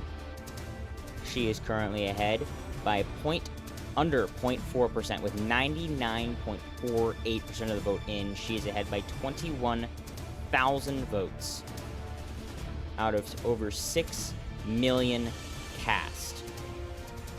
But we can make that projection now. That is the final projection that we're going to be able to make tonight. With all the other races being called at this point in time. We do still have House races, but those are going to be outgoing for days. So that is it. That is the final projection that we're going to be able to make tonight.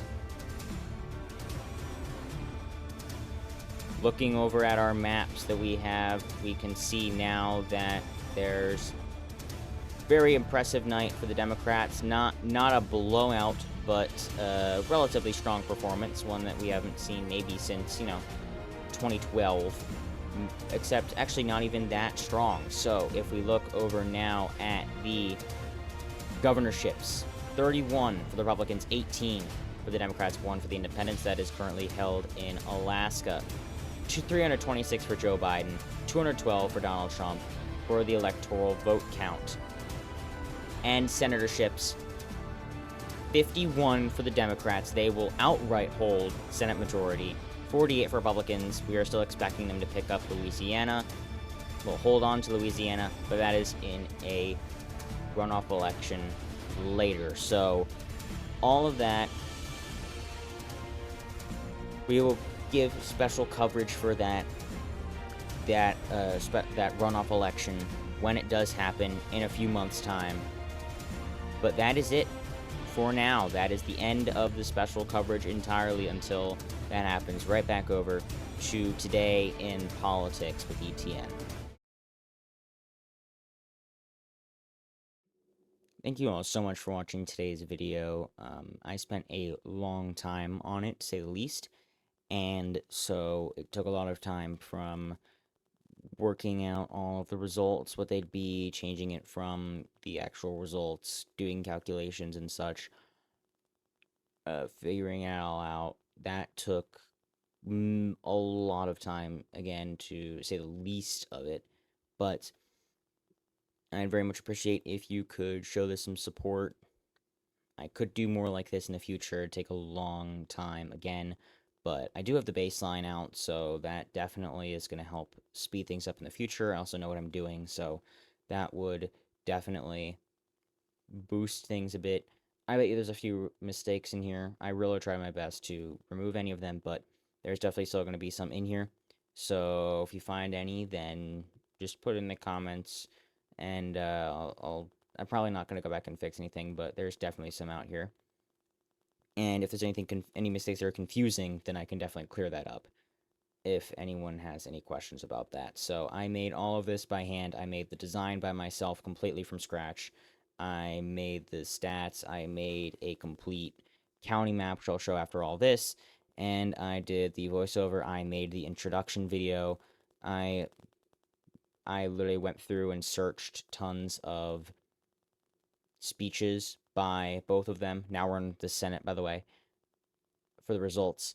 I went through tons of speeches and actually found all of those clips myself and put them in those. It was somewhat difficult for a lot of them, but I basically completely made this entirely myself, from the countdown to the polling slides. I made those to the design that you're seeing on screen with the blue and the white with the results on there. I designed that myself. So all of this was completely a me-done effort, and so support on this would mean a lot to me, because again, I built this from the ground up here. If you're not subscribed but you watch all the way through, hit the subscribe button below. I make tons of content for American politics, for all kinds of politics, Australian politics and Canadian politics as well. Obviously, now we're in governors.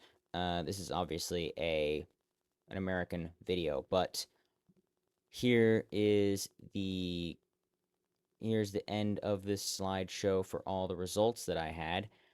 And so and that does actually include the discussed Louisiana one. So and yes, the Republicans did win this race. John Kennedy did win, which means that it's going to be 51-49 in the Senate. Very, very close Democratic majority. You can even imagine what would happen there.